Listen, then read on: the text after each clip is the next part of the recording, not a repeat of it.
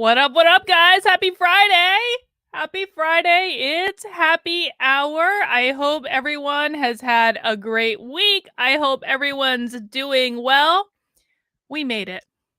We made it through another one. And we get to celebrate by watching and mocking relentlessly an anti-racist, critical race theory, whiteness, diversity, whatever training. One of these trainings that I found online because all of these diversity offices love to post their trainings online for some reason, past my understanding. But we are going to take advantage of it, of course, in every possible way that we can. So, if you've never been to a happy hour before, welcome. We're glad you're here. I am simulcasting this right now in 4 different places. Of course, the main place I'm broadcasting on right now is my main YouTube channel, just my name. I also am broadcasting it on my second YouTube channel, Actively Unwoke, youtube.com/actively unwoke. The reason that I'm broadcasting it there as well is because I think I'm going to be moving Happy Hour over to that channel at some point in the future. Once I get people used to going there, and I just want the content to be there and to be ready to go, so I don't have to re-upload anything. I'm lazy. I take shortcuts where I can, so I'm just broadcasting it in both places for the time being. But if you are not yet subscribed to Actively Unwoke, go ahead and subscribe. I'm going to be doing a lot more content over there leading up to the release of my book about how to fight back against the woke, things you need to know about them, all sorts of awesome stuff. So make sure you're subscribed over there as well as on my main channel. I'm also, because we have some alt tech people, I'm also broadcasting live on Odyssey. I'm broadcasting live on Rockfin. And of course, we have my Locals peeps here today. We're not broadcasting live on Locals yet, but Locals did just launch live streaming, at least in beta, a couple weeks ago. So hopefully we will be in the future. Now, let's see what we have on the docket for today. Let me get my bearings here. Okay, today we are going to be watching a training called Facilitating Anti-Racist and Other Difficult Dialogues. And the reason that I chose this training in particular was because I feel like this might give us the keys to the kingdom on the techniques that these people are using in conversation. And so I think it's important to watch from an informational perspective just to make sure that we are prepared anytime we're having conversations with the woke or you encounter it in the workplace. You want to know what they're saying, what language they're using, what techniques they're going to be using. And so we can pick it all apart by watching them and just doing our own analysis. Now, of course, we're going to be drinking today. Or I'm going to be drinking today. I don't know what you guys are doing. And we're going to go through some options that you guys are going to help me pick out some beers. I've got some good ones. You're going to help me pick out what ones I'm drinking today. But before we do that, we want to make sure that everyone has their Unwoke bingo card. So if you have not generated your Unwoke bingo card yet, this is just something that we do just to pass the time. You don't win anything, but it passes the time. You want to click the link at the top of the chat or in the description. You'll get your Unwoke bingo card. Every single bingo card is unique. What we're looking for are the square or is a line, or alternatively, we're looking for corners. If you get a bingo, just type bingo into the chat. You will win nothing but bragging rights. And once we get the first bingo, we're going for blackout bingo after that, just for fun. So make sure you get your Unwoke bingo card. Every time one of these phrases comes up, you'll get a chance to get a square. All right.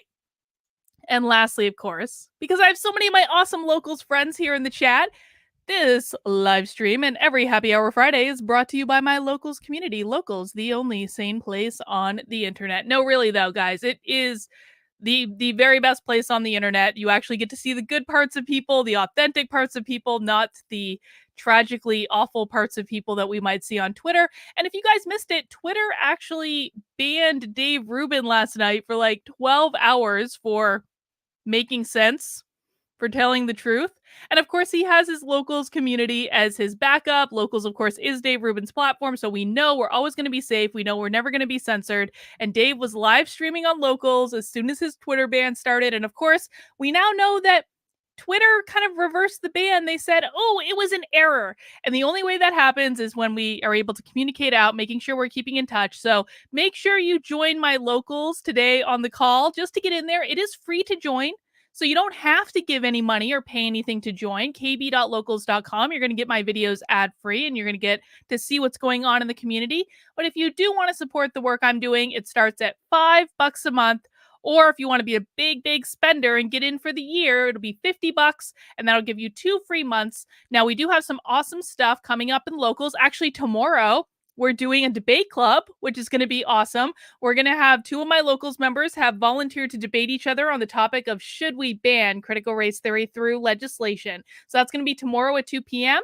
Next weekend, we have a Stitch and Bitch or a Craft and Bitch where you can bring any craft. It doesn't have to be knitting. You can bring any craft, come hang out with us and just have a chat. We do 2 Zoom calls every single week. We do one on Tuesdays. We do one on Thursdays just to come in, hang out, talk about whatever's on their mind.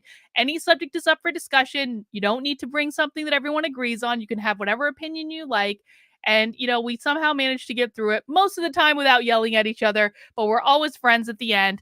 Locals is awesome. It's the best place on the internet. I hope you guys will consider joining. All right.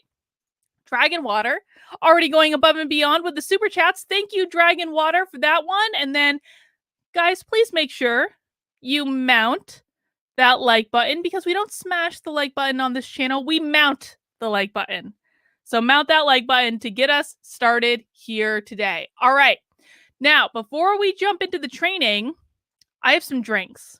I don't know if you guys are drinking, so for some of you it might be a little bit early, but so why don't you type into the chat what you're drinking today, and I am going to get out my 6-pack of fancy craft beer that I just got back from the beer store and bought.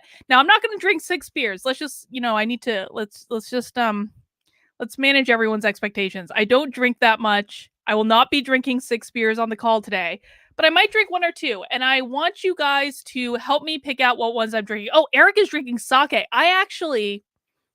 So true story, I actually almost got sake for today because I love sake. I was like, I'm going to DoorDash some good sushi, and they're going to send me, and I'm going to get some sake with it. I was going to get like a coconut sake, and then I forgot. And I just went to the beer store. But I love sake. Sake, you're not drinking absinthe. You're lying. Oh. All right, let's look at my beer options, okay? You guys are going to help me choose. They're all kind of like fruity, to be honest. It was like a fruity beer kind of day. So this one with the trippy can, this is called Summer Jam, and it's a tart fruit ale with strawberry and rhubarb. So that's option number 1. And then we have raspberry Vermonter Weiss.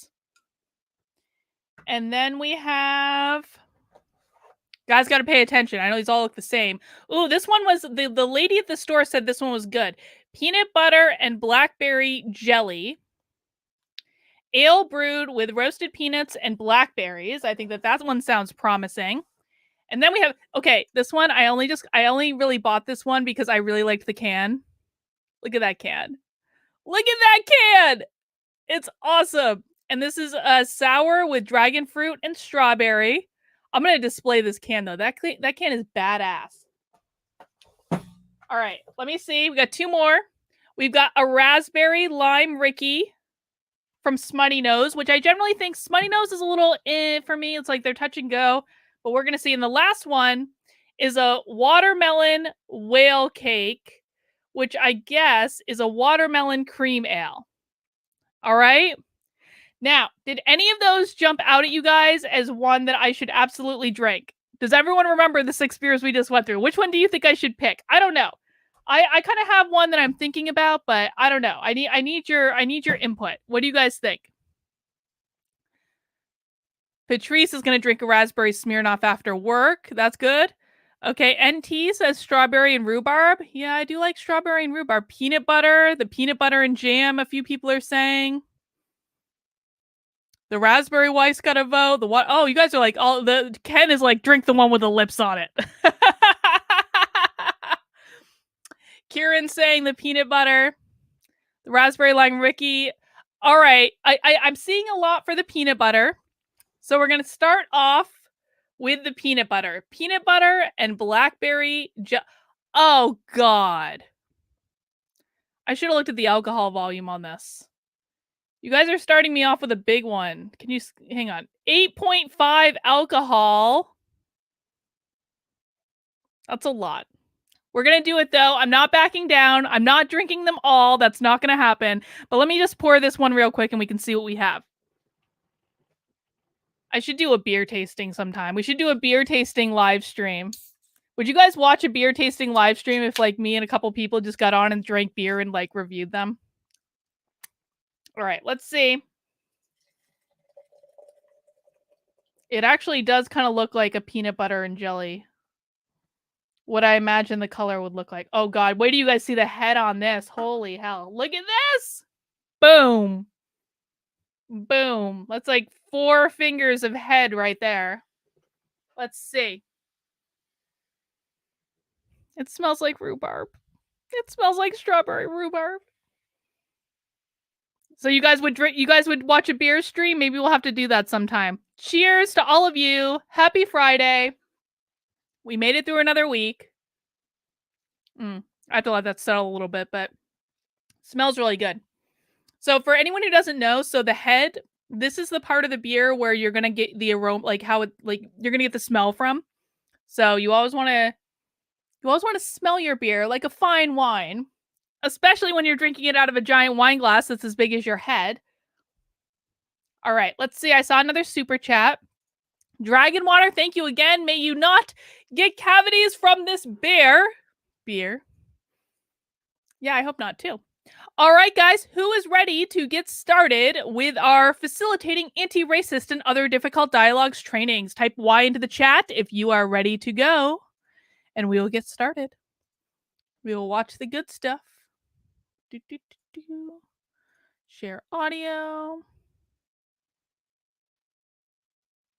Yes, Ken, we must. That is the entire point of happy hour. Oh, I hope it pulled up the right one. Okay, it seems to have. All right, guys. Let me know if you can't hear the... Oh, the volume is pretty soft. So let me just pull that up real quick. Let me know if you can't hear the sound. Good morning, everyone. Thank you so much for joining us for facilitating anti-racist and other difficult dialogues. We're delighted to be in the space with you all today and appreciate you making the time. We know it's an early morning at the end of what has probably been a long week for everyone. My name is Chandni Patel, and I'm the Director of Global Diversity Education and Training within the Office of Global Inclusion. I'm one of your facilitators for today, along with my colleague, Monroe France, who will now introduce himself. Yes, I will introduce myself as soon as I turn off the mute button. After doing about 500 of these type of webinars or Zooms, you would think that I would be better at this point. Good morning, everyone, or evening, depending on where you're logging in from to join us for today's discussion. As Chandni said, my name is Monroe Friends, and I am one of the Associate Vice Presidents in the Office of Global Inclusion, Diversity, and Strategic Innovation, and I will be one of your co-facilitators for today. So we're just so very happy to have you join us for this dialogue. We, of course, launched these types of dialogues most recently due to the demand that we've received for providing space for people in this current moment around, as we see across our country, sort of the greater violence against Black bodies or anti-Blackness, Black bodies, racial injustice. So what we would like to say is that hang on a second. He's an associate vice president.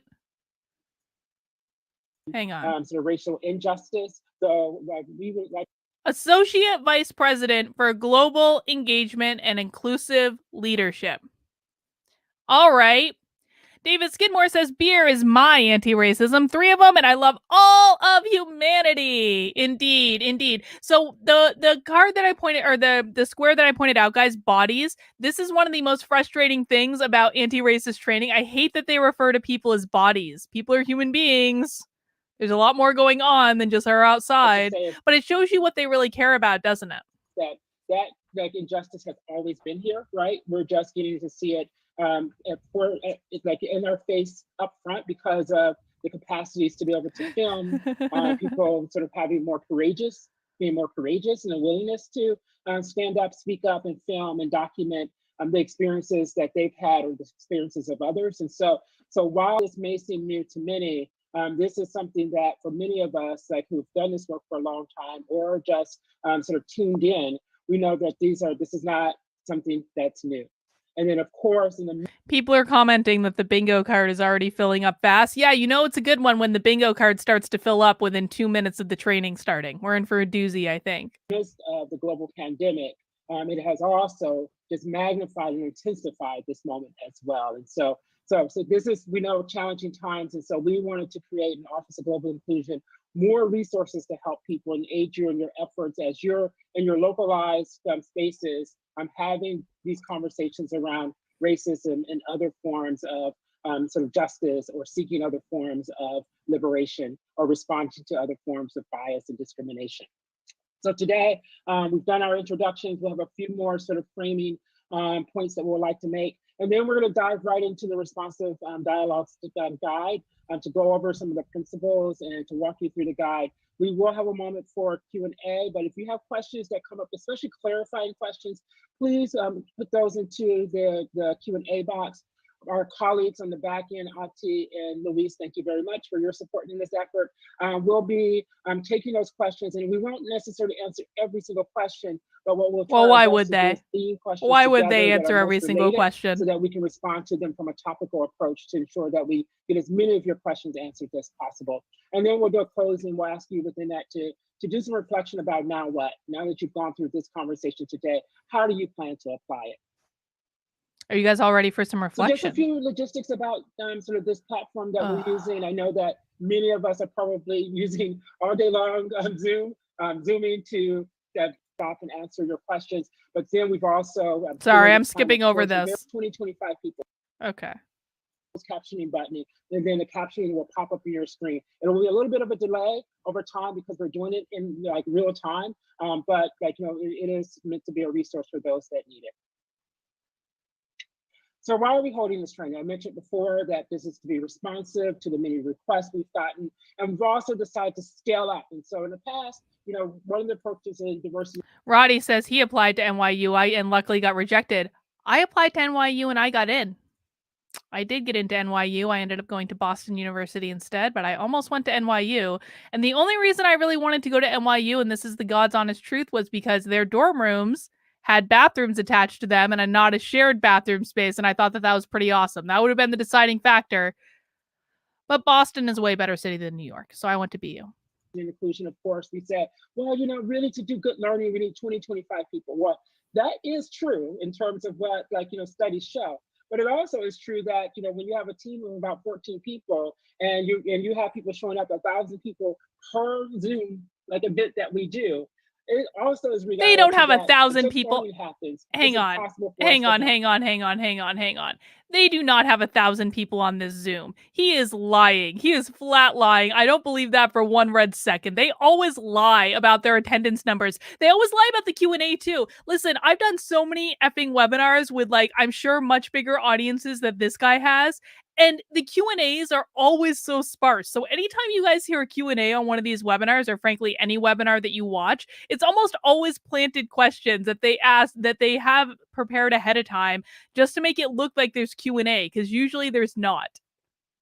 Under all of the requests. And so we're trying to be more thoughtful and strategic to provide still space for like engagement and still a space for the resources that you requested, while also trying to you know, still survive ourselves as those in the Office of Global Inclusion.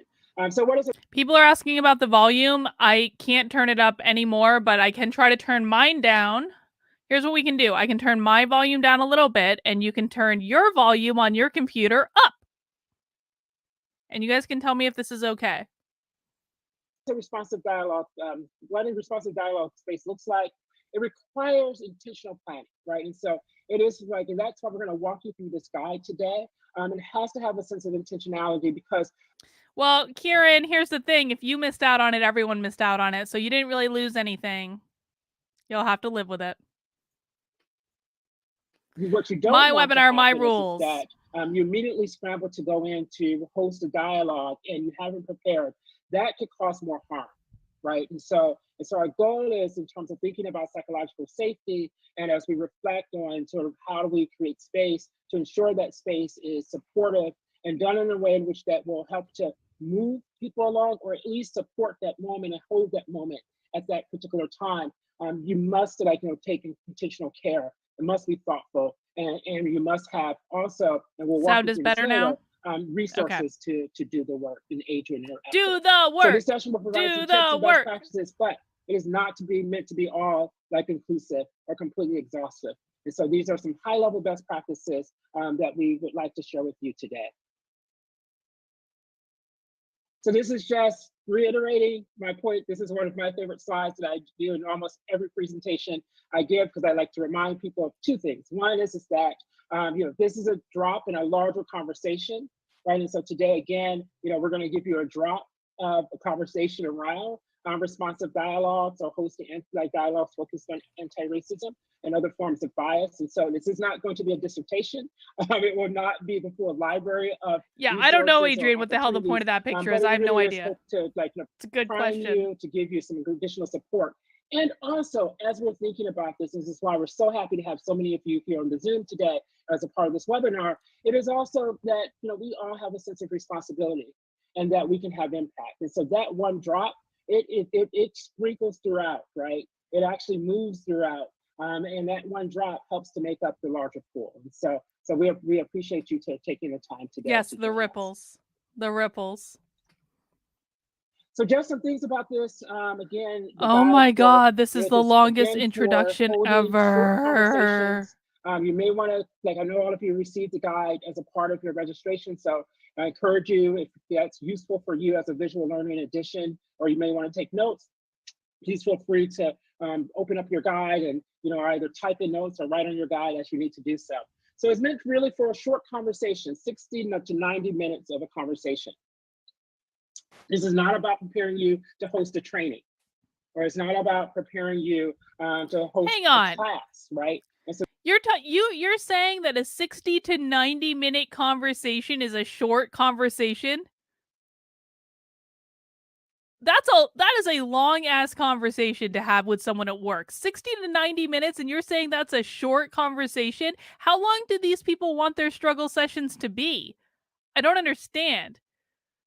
Be in community together. Process and reflect areas of concerns and issues under consideration. Engage in constructive guided dialogue. Agreement may be an outcome, but not the primary intention, as this often requires different competencies and structure.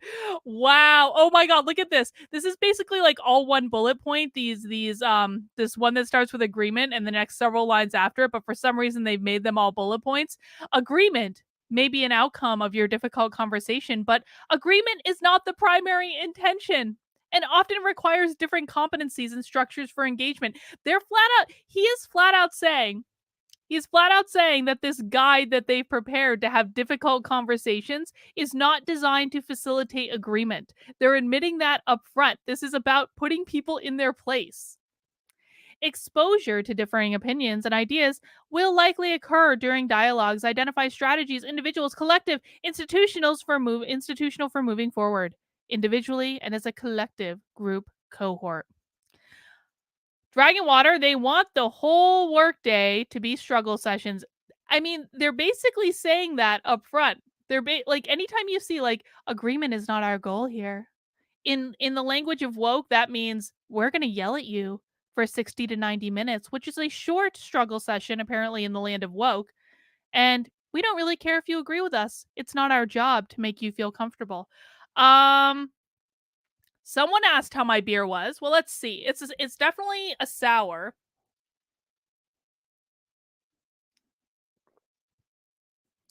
I mean, it's good. I like rhubarb a lot.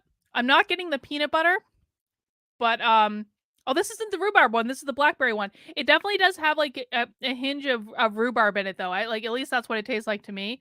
I taste more rhubarb than I taste blackberry, but it's good. I'm enjoying it. All right, let's keep going. So this is really meant to be a facilitated dialogue, right? That gives space for participants, for students, staff, faculty, others, to process and reflect on their experiences, or to process or reflect on a really charged incident that may concern racism or anti-Blackness, xenophobia, sexism, homophobia, transphobia, ableism, and other forms of bias, microaggressions, and brutality. It is also meant to create a space and a strategy to bring the community together, right? To bring the community together. to process and reflect on areas of concern and issues under consideration, to engage in constructive dialogue, right? And so we will talk a moment later about the importance of setting a set of group agreements that will help to be able to provide a structure for participation, not a safe space, right? And so one of not the a things safe that we space. Okay, are fun very fact. careful about is not. Fun fact, when I went to the beer store earlier, they actually did have a beer called Safe Space. But it was an IPA, and IPAs suck, and so I didn't buy it. Not putting in, not saying that we can provide or hold a safe space, because we can't guarantee that, but it might be about creating a space of bravery, creating a space, a community space, a space for dialogue. But we certainly encourage you to resist to use the nomenclature of safe space, because we cannot guarantee that. And wait, what? They're not guaranteeing a safe space. I'm sorry, I was distracted. I was looking at Twitter. I need to be paying attention. They're not guaranteeing a safe space in our difficult conversation. Hang on, let me just listen to that again. I'm sorry, I apologize. Provide a structure for participation, not a safe space, right? And so one of the things that we're providing, I wonder, so this was in August 2020, but I mean, their language that they're using in terms of like, we're not going to provide you a safe space. We are providing a structure for participation. Trigger warning, you're not going to feel safe. Exactly, Patrice. Kieran, you're losing points as we speak right now. You're losing points. Just saying. And you know why. Are very careful about is not putting in, not saying that we can provide or hold a safe space, because we can't guarantee that, but it might be about creating a space of bravery, creating a space, a community space, a space for dialogue. But we certainly encourage you to resist to use the nomenclature of safe space, because we cannot guarantee that. And there's also agreement, maybe an outcome, right? But not the primary intention. So it is not necessarily always about coming to agreement, but it's about those perspectives being heard, which requires different competencies and structures for engagement. So it's about exposure to different opinions and creating ways for that to happen. Did he just admit that you don't get opposed to differing opinions when you're in a safe space? I think he just did, because he was like, this is not a safe space. This is about exposing you to different opinions. So is that an inverse way of saying that a safe space is about only being around people with the same opinion as you? I think it is. It's important to listen to the language that they're using. Their language gives them away every damn time. Every time. Ways for that to happen equitably, so that multiple voices are heard, multiple perspectives are heard, right? And it's about how to maybe from that dialogue, we set up a set of next steps, action items, because most often that dialogue is not enough, right? It's again just meant to bring people together for an initial conversation and response, an immediate response to an incident that has occurred. And it's also about then, as a part of that, as a part of the dialogue, encouraging or identifying a way in which that people will take individual and collective support and responsibility for how we move forward together as a community. Okay, so we are going to, as Monroe mentioned, walk through the principles that are part of this responsive dialogues guide that our colleagues and us put together in the Office of Global Inclusion. And again, if you have questions, there will be time at the end for you to ask them. But if you have questions as they're coming up, especially clarifying questions, as Monroe mentioned, please put those in the Q&A box so that we can make sure to answer those as we go along. So the responsive dialogues guide starts with this preparation, right? The preparation and inquiry is the first guiding principle here. So as Monroe mentioned, when we're thinking about dialogue spaces, we're really... So you know what I've always noticed about these people that create these sorts of documents and trainings is what they do is they identify things that they don't like, not things that they do. So how they work is like they say, white people do this. This is a tool of white supremacy. Therefore, we don't want to do this. And that's what we put in our dialogue thing. And look at the very first bullet point. This is an example of this. So in order to preparation and inquiry, and the first thing that they're saying is rushing to create a dialogue or conversation without proper assessment and planning can be harmful and counter to the goals of the gathering. So what they're trying to do is saying that moving quickly, moving with expediency, that's a tool of white supremacy. So we don't want to move quickly or with expediency. We want to take our time. We want to be slow. I used to see a lot of this stuff when I was looking at those documents around like There's a like a PDF that I mean, it's out there all over the place, but it's about creating like it's about the attributes of a white supremacist organization. It's from like the late 2000s ish, like so it's like 2007 2008 ish, something like that. So it's an older thing, but basically what it does is it takes everything that they don't like about the work environment, like pushy bosses and people who tell you to do stuff and deadlines and responsibility, and they say these are all tools of white supremacy. This is already doing the same thing. It's saying rushing to create a dialogue. So rushing, acting with like urgency, making sure you're moving quickly and getting on to the next thing. They're always going to consider that to be a tool of white supremacy. And the reason is that they feel like if you're moving quickly, you don't have time to take other people's opinions into consideration, which really only means they want you to take their opinion into consideration. And not only do they want you to consider their opinion, they want you to implement their decision without question. And if you don't implement their decision, guess what? You're a white supremacist. Need to spend time to intentionally plan what this space is going to look and feel like for participants. And rushing to create this kind of dialogue or conversation without proper assessment with the group that you're going to be holding it with, and proper planning, as Monroe mentioned, can often lead to more harmful situations and be counter to the goals of coming together in the first place. So we strongly encourage you to take these steps to prepare for the conversation. And we're going to walk you through some of them so that those goals are clearly articulated, and so the space is designed to help you meet those goals. So if you are asked to lead a dialogue with a group, whether it's in your department, your student group, or another outside entity, maybe a group that you don't work with every day, we encourage you to engage in an intake process. So whether or not you're part of this. I'm kind of wondering what people were on this webinar to begin with. Like, who is asking them to facilitate a dialogue with groups that they don't work with? Because that's usually the job for outside consultants. It's not usually the job for internal people. So I'm kind of wondering who this was directed to. Group already, or whether or not it's a new group to you, it's really important to create a process for folks to come together to have this intake conversation, which is really an initial conversation with key people from the group to understand what those needs and expectations are. As we all know, we often think that we're being clear about our needs or expectations, but when we talk to other people, we realize that we may have different expectations. So usually that's going to occur with the leader of the group, the manager, the director, the team lead, whoever that might be. That's who's going to be involved in that. For a shared space. It's not going to be everyone that's involved in that. So really finding that time initially to talk about what those expectations are. So some of the questions that that we have included. Oh God. I'm already seeing power structures. Look at this. Oh my God. Oh my God. Alexander, they don't want to rush because they need the extra time to dismantle the system. Look at the very first question. What have we been talking about lately? We're going to do a little pop quiz, guys. Fill in the blank. Critical race theory is not about race. It is about blank. What do you think that word in the blank is? Critical race theory is not about race. It's about blank. Chat in what you think is in that blank for me. Let me see if I've been good at teaching. Let me see. Please make me proud. I believe in all of you. Power! Power! Critical race theory is not about race. It is about power.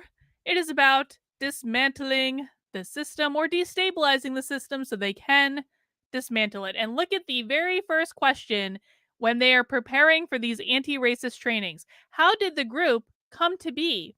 And what leadership or power structures exist now? So a power structure in any organization is actually pretty effing clear. And this includes at NYU. It is pretty clear. You have an organizational chart. The person at the top of the chart has the power. The person at the bottom of the chart does not have the power. But so why are they even asking this? Because like if I was doing consulting in an organization, like I wouldn't ask what power structures exist now. I would ask, do you have an organizational chart that I can look at? No? Well, then you need to describe the organizational chart to me, and you need to tell me who reports to who and who can fire who and who's making hiring decisions and things like that. All right, how is information coming forward and being disseminated? Again, that should be pretty clear in most organizations. You don't need an intake questionnaire in order to learn that. What is the sense of urgency? Level of upsetness? Why are we assuming there's a level of upsetness? Why are we assuming that? That might not be. Or reach of concern. What needs, concerns, ideas have been expressed by the group, by individuals? Well, that's a great conversation with the group. Have all perspectives on the incidents been heard? Why are we assuming there's an incident? Why are we assuming that? It's kind of like they're trying to create reasons to have a struggle session, isn't it? What interventions have already been tried? Here that we think will be really helpful as you have and hold this intake process conversation is to really think about how this group came to be, right? So if it's an intact group, maybe it's a cohort-based group, how did this group come to be, and what are those leadership or power structures that exist within the group? So is it a distributed model of leadership, or is there— Stop being such a white supremacist, Tony. Upsetness is to a word. It says so on the PowerPoint. someone, who's the president of this group, if it's a student group, someone who's kind of the head of the group, or is there a different structure in place, right? And what are those power dynamics at play? This is important for you to know ahead of time moving into the conversation, because those power dynamics will, of course, impact the ways in which people show up to the conversation as well. How is information coming forward or being disseminated by the group, right? So especially when we're trying to process something that has taken place within— multiracial whiteness. Okay? Doesn't count. Besides, aren't all those Cubans just protesting because they want that COVID vaccine? I mean, really, you're basically white. If wanting a COVID vaccine is the worst problem that Cubans have right now, then you're basically white. I'm sorry. in a group, a charged incident, who has the information, how is it being distributed, and who is continuing to kind of provide that information, right? What is the sense of urgency or the level of upsetness, right? Or the reach of concern? Sometimes, again, we all might think of the urgency level as being a little different, all right? Some folks might think it's urgent, we need to have this conversation as soon as possible. Other folks might need time to process first before they can engage in a conversation with other folks. So what is that sense of urgency that the group is feeling? What are the needs, concerns, or ideas that have been expressed by the group or individuals within the group? Again, creating spaces and methods to collect this information is really helpful. So maybe some folks are more vocal and have already expressed their concerns, but have you created a process where other folks can also express their needs? So maybe in collecting it in a document or through emails or some other structures, so that you're making sure— Needs in regards to what? What are you wanting them to express their needs for? Now, if these people had gone through my manager training, what they would know is that you should be meeting with your employees every single week for at least half an hour. Every single person who directly reports to you, that is the job of a manager, is to meet with people at least once a week, so you know what they're upset about, so you don't have to have struggle session processes put in place by a PowerPoint. sure that you have as many perspectives as possible weighing into the particular space. And that's related to the next question here too. And then this last question here is really important. What interventions have been tried already, right? So sometimes when we're holding a dialogue space, it's after an intervention has already taken place. So maybe there's already been conflict mediation. Maybe there's already been a town hall. Maybe there's already been another place and space for folks to have had conversations. And that will determine what this responsive dialogue space will look like as a next step, maybe. Sometimes those interventions haven't already taken place. And so that's also helpful to know, because that might mean folks are bringing a lot of needs and expectations into this one very short conversation. And that'll help you kind of acknowledge that moving into the space, but also plan for it not being, again, an exhaustive conversation, but the first step, if this is the first step, right? So really making sure that you know how you're connecting this dialogue space within other initiatives that have already taken place. Oh God, there's So more. some other questions that you will. Fuck, there's more. Okay, let's see. Let's take some time to process this without the white supremacist urgency. What and how have dialogue goals been established and communicated to all who will participate in the they're actually setting parameters for a struggle session right now. Like this is I didn't expect this actually. I know I should have probably, but they're legitimately setting parameters for a struggle session. Did the incident or issue involve members of the group? If so, what has been the follow-up? What are the next steps? Are these issues raised local? Really? Are the issues raised local, national, or global? Are they escalating or dormant? This is about conversations at work. This is about conversations at work. Why do we care if the issues raised at work are local, national, or global issues? This is about work. What have some suggested next steps and actions been thus far? Are there suggestions based on individual or communal action and response? Why are we talking about communal action? Sounds a little collectivist to me. Probably want to ask are around what and how have dialogue goals been established and communicated to the folks who will participate. So sometimes the folks who are planning the dialogue conversation might have established some goals, but have those been articulated and shared with the folks who will be participating in the dialogue space as well. It's really important to make sure that all participants know what to expect when they're coming into a space. That communication has happened with enough lead time so folks can prepare themselves for that particular conversation.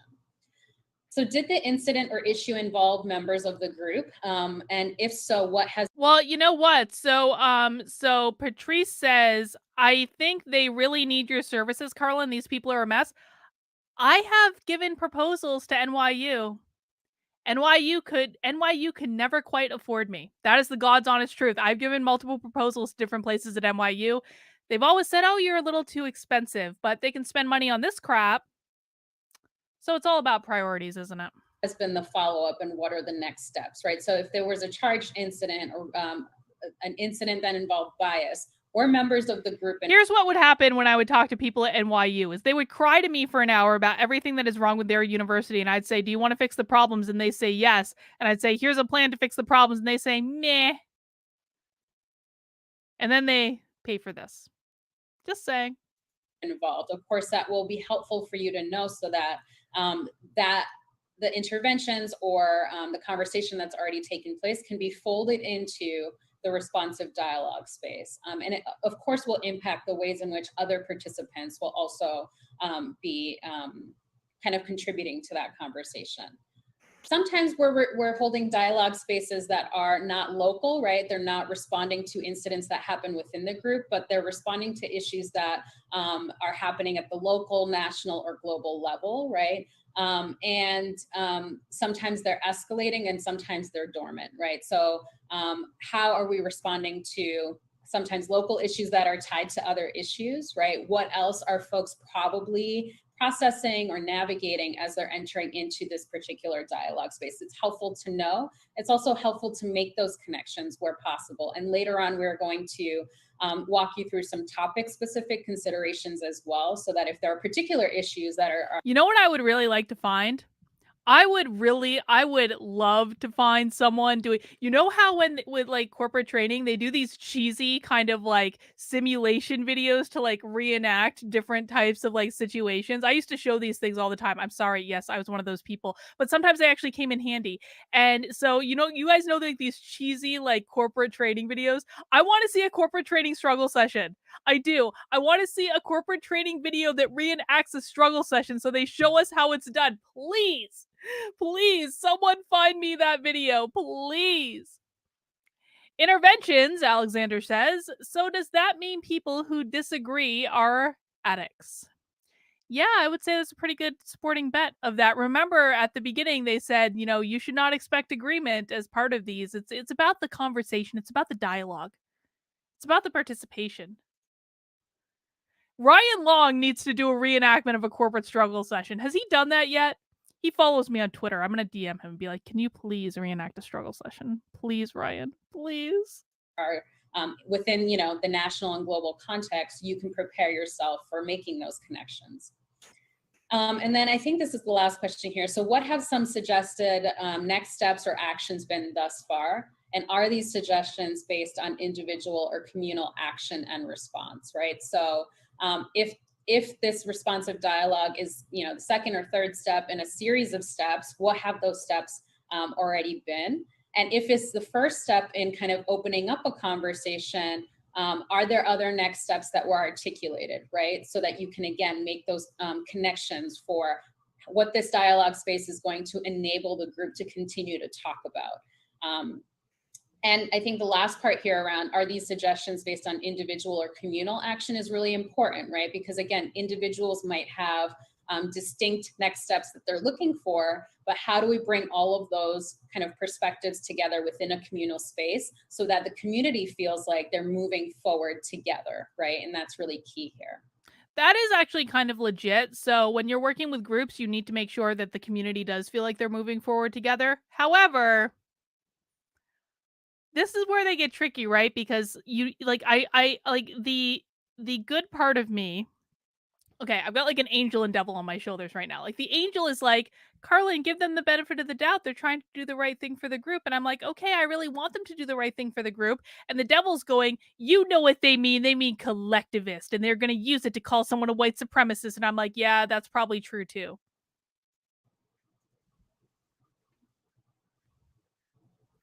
Oh So God, there's now more pick up pre-work. from where Chandni left off, and we're going to focus on sort of the pre-convening of the dialogue. And so this is like you've taken into consideration who's participating. You've minded like the sort of current moment and the why are we having this dialogue, and thought about the different constituencies and who might show up. Hang on, I need to read the things first before he's doing commentary. Okay. Prior to the dialogue or conversation, the organizers should meet to discuss all aspects of the dialogue. Whenever they say dialogue, I want you guys to think struggle session. Setting expectations, establishing structure, and identifying roles in advance are helpful and necessary. In this meeting, the persons requesting the dialogue and potential facilitators should discuss all aspects of the dialogue. Expectation setting, think through the various aspects of the gathering, including what the gathering will and won't do. Structure, questions to consider. Next slide. How will the dialogue come to a close? What resources will be provided? And who do you want to outreach to? Now it's time to do the planning, the logistical planning as you prepare for the dialogue. And so we're calling this the pre-convening part of the dialogue. And so prior to the dialogue or conversation, you should absolutely meet as a group to discuss all aspects of the dialogue. And so I'd like to say that you should meet and chart it out. Don't take for granted any possibility, right? And so but also hold space that things may not go just the way you had planned.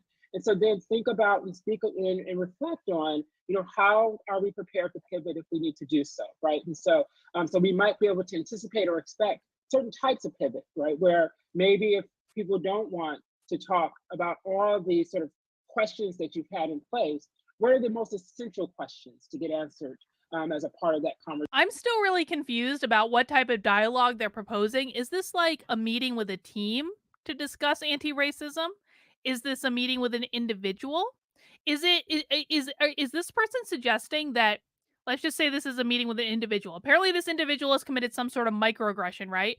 And they're having a pre-meeting of all the different people involved that's been offended by this individual's microaggression, and they're meeting to convene to discuss how they're going to handle this struggle session. That's a very different conversation than saying we're going to have an open discussion with a team about different things that they'd like to talk about to work better together. Those are two completely different discussions, right? And so I'm a little bit confused about which one they're saying that they're having. Kieran asks, have they started yet? No, they're still preparing to start, I think. Conversation for that day, in case the conversation shifts or derails off a bit. Or when it derails off a bit and goes too far into a conversation, who's going to be responsible for helping to bring the conversation back to focus? So So setting some expectations, establishing structure, identifying roles in advance. So who's going to be the timekeeper? Who's going to be the person that's going to do the welcome and introduction? Who will be the person that does the closing? Who will be the person that helps in terms of sort of handling the logistics, in particular if it's a part of a Zoom? I would strongly encourage that, because we have 4 people here now with this 1-hour dialogue. None of our programs, even the programs that are like in dialogue such as this, where we know that this is fairly straightforward, but it still has a number of logistical pieces that must also be done well in order for this conversation to go well. And so ensuring that you're have the right number of staff in place, and especially if you're using Zoom or some other sort of virtual platform, you need more than a facilitator that's there. You need at least one other person to help support, if not 3 people. So then in the midst of this dialogue or in this meeting— Wait. They need 3 people? I have facilitated many group meetings and I have never required 3 people as a facilitator. So why are there 3 people facilitating? I don't understand. Requesting that the dialogue and the facilitators should discuss all aspects of the dialogue, right? And so expectation setting. So I did see a question because I've been kind of eyeballing the question. So I'll kind of fold this response in terms of the question around in this moment, especially in this current moment when racial incidents happen, and you feel the pressure that you have to be responsive really quickly. How do you balance that within doing the planning? So my take on that is, again, we have to get very clear about what the dialogue is about, sort of the expectations. And then also what I would add, which we don't have here, but I would say transparency is our friend. So what I might suggest is that, you say, this is really important. You might meet with 1 or 2 people that have been most impacted to get some more information. You share with the community that we're gathering more information in this moment. We know that this conversation is very important. We're doing the planning now. We will have this event X date, right? And it shouldn't be too far off. Event. So when we say planning, we don't necessarily mean take a month or 2 to plan. So because some areas and schools have been doing that across at least NYU. What we say is that at least give yourself a few days so that you can get all the right details in place. You can be thoughtful about how this event will be focused and held, and also that then you're well prepared with all the information that's needed. Structure, so questions to answer, so structure, we'll go through some questions to answer in the next slide. And also, but it's important to think about the structure. Where will it be held? Most of us hold these are all on Zoom, but right now in this moment, but when we go back into real time, what space will make all participants feel that is a space that's an equitable space, that is a space in which that all parties feel equitable that it's not space. Someone else's space over someone else's space, right? And so the best to Did you guys hear that? He's suggesting that you make sure you have an equitable space. So it's not just about someone else being in charge of the space. So basically what he's saying is, don't have this in the boss's office. You need to have this in a meeting room or something where everyone feels on equal playing field. Of course, when you're having a meeting like this at work, people are never on equal playing fields. The facilitators, the 3 facilitators that he's talking about gathering together to facilitate this important event, they're in charge of the room. They're in charge. They are on a different level inherently by sheer virtue of the fact that they're running the meeting. So what he's describing does not exist in this context. It just doesn't. About that.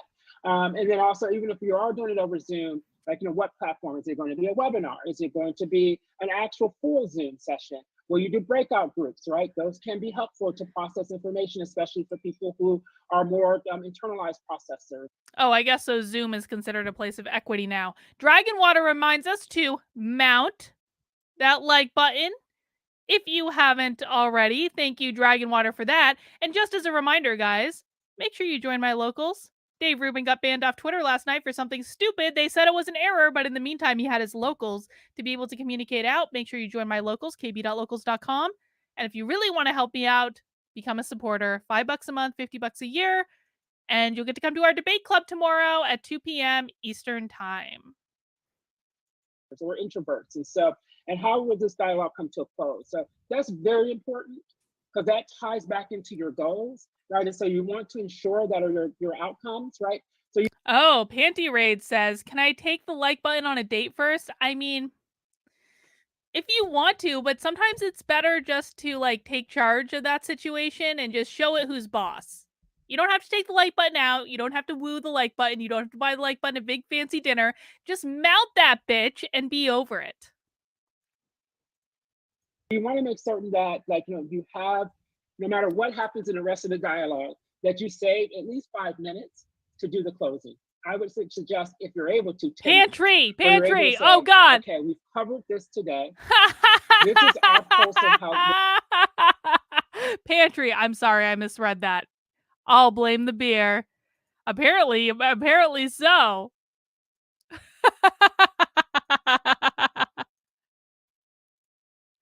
Where we are in terms of the conversation. And this is what we might suggest as a way to go forward, a pathway forward, right? And these are the things that we've already committed to do next, right? And so then that way, then you're able to get feedback on the next steps, right? And also people feel that, they have some clarity and transparency about where we're going next. There might be times when you say, we're closing, we don't have all the answers yet, but we're going to send a survey out to to gather more feedback about recommendations for next steps, or either we'll put together a small group of those of you who would be interested in participating to help us think about how do we come together again next. And so that should be something in terms of consideration. So then as you're thinking about the structure, and this goes back to sort of oh God. Foreshadowing and forecasting this, but why are there 87 slides on preparing for a meeting? This makes no sense. And now we know that Pantry Raids is really just trying to trick everyone. I'm just saying, caught in the act. All right, let's read our questions. Questions to ask about dialogue structure. I don't know why ask or dialogue structure are capitalized in this sentence, but okay, NYU. Where and when will this take place? Is the setting appropriate for the type of dialogue you're going to have? And how might you need to adapt to make the environment more conducive to your goals? And what he's saying there is, you need to create an equitable environment. Make certain that the convening platform is accessible to all participants who will be invited. Establish how you will facilitate/guide the dialogue, formal or open conversation. I'm going to bet they're going to suggest against an open conversation, but we'll see. Take place. That's important. Is the setting appropriate, just as I mentioned before, to reach your goals? Make certain that the convening platform is accessible for all participants. So you see, for us, it does come with some cost, but we firmly believe that, in this moment of thinking about digital accessibility, right, and knowing the different forms of abilities and disabilities that people have, Touché. that is really critical that we make these spaces accessible. And so that's why we're offering closed captioning as a part of our as the offerings, and especially if it's a large community, I would say it's so essential. It should be inseparable from the dialogue being done well, that it must be accessible, right? And so that's something really important to consider.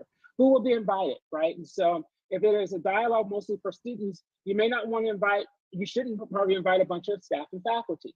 If the dialogue is focused around staff issues, or a staff-related situation, I would not invite students. And also, of course, then for faculty. I would also be thoughtful about doing a dialogue, even if it was something that has reached across all of your school or your institution. I would be really thoughtful about whether or not this dialogue should include students, staff, faculty, administrators all together. Reason why? Because there's power dynamics with that, right? And so you want to really be thoughtful about that. And sometimes it's helpful, especially if it's a small department within a school that includes students or PhD level students or doctoral level students, that may be appropriate. But other times it may not be, and it actually may serve as a disjustice to having an effective conversation.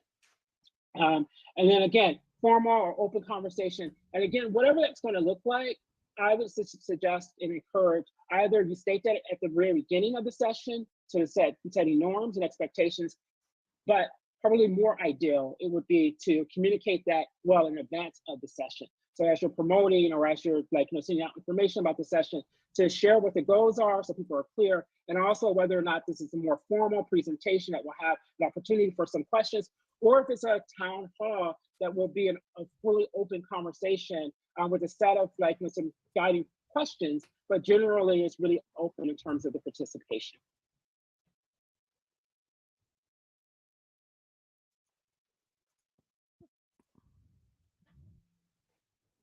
Oh God, we finally got to the meeting. Excellent. Excellent. Excellent. We finally got to the meeting. All right. Facilitating dialogues is a skill and can be challenging in even the most positive of circumstances. Of course, they're asking you to facilitate a struggle session, so they're not actually asking about or mentioning positive circumstances right now. Significant advanced planning and preparation are critical. Yes, we've already done 87 slides on that. We get the point. Determine if you... Oh, wow. Look at this second bullet point.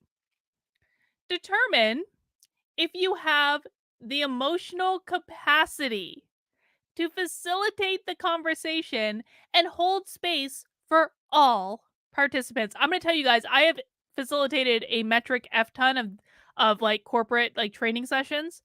I have never had to assess if I had the emotional capacity to do so. You know what I did? I got my shit together. I got my head in the right space the night before, and I went in and I facilitated the fucking meeting.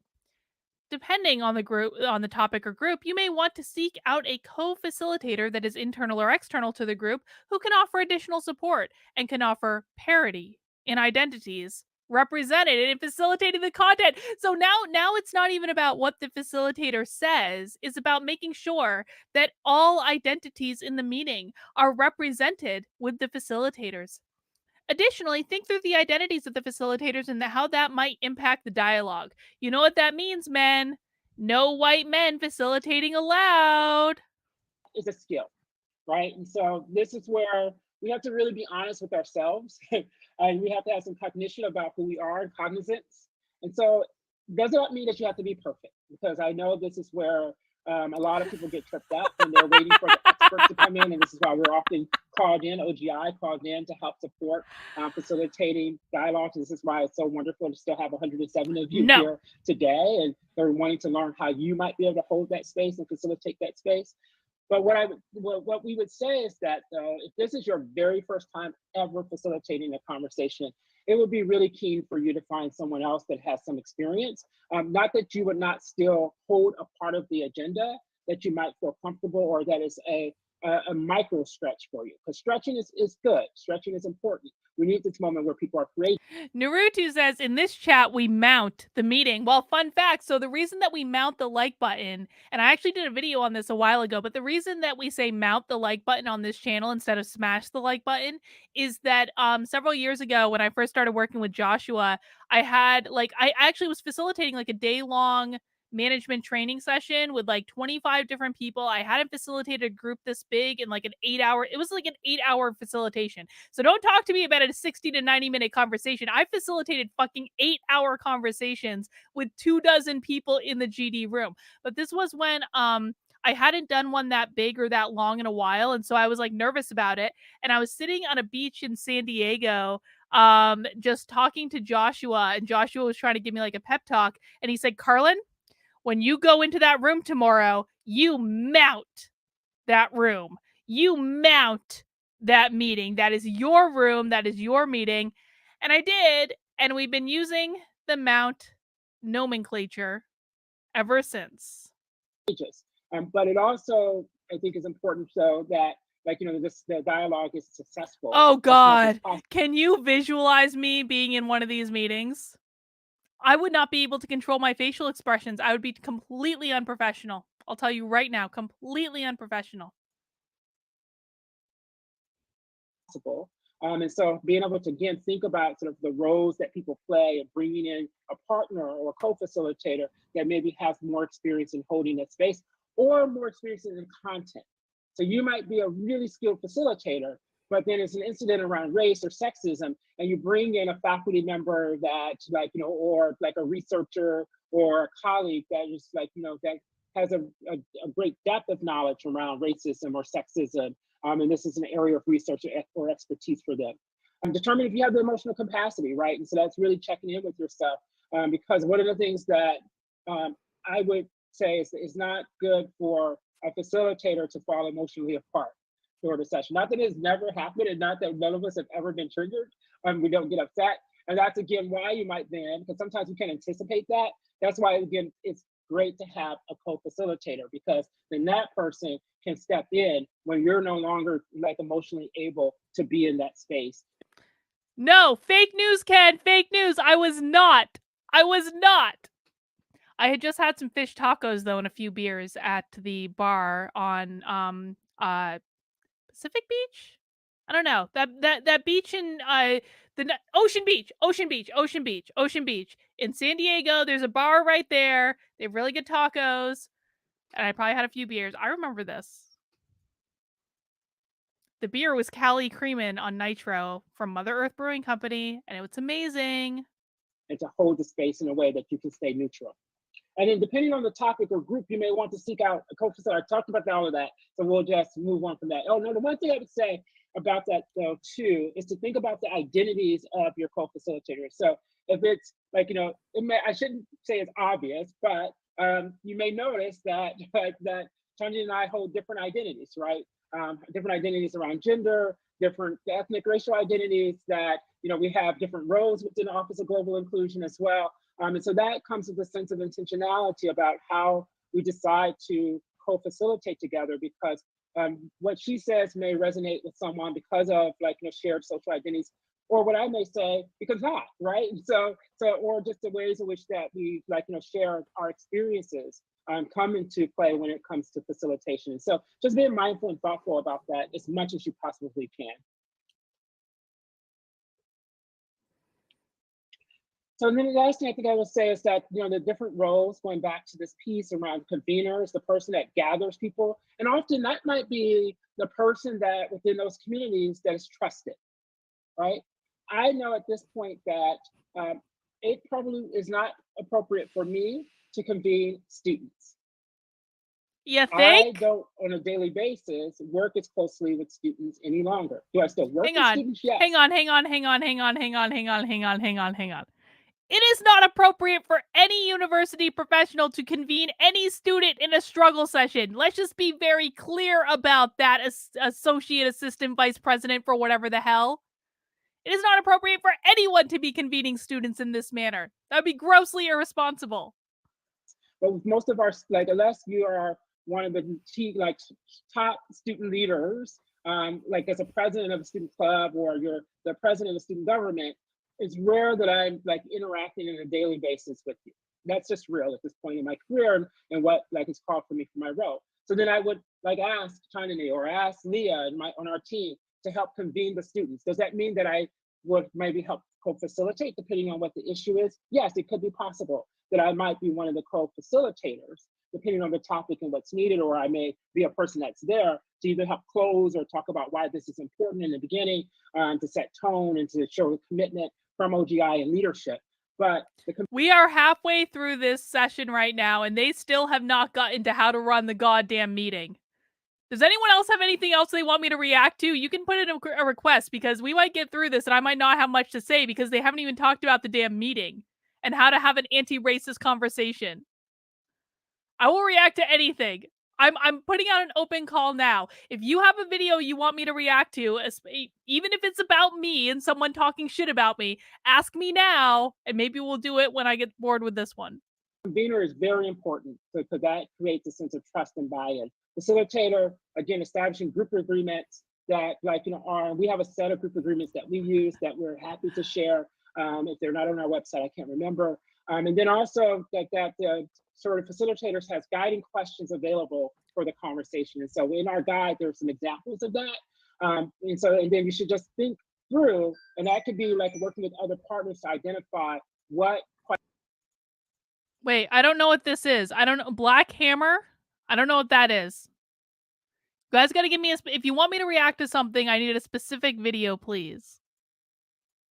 Questions that we think are most important and central for this particular conversation. And then finally, a closer.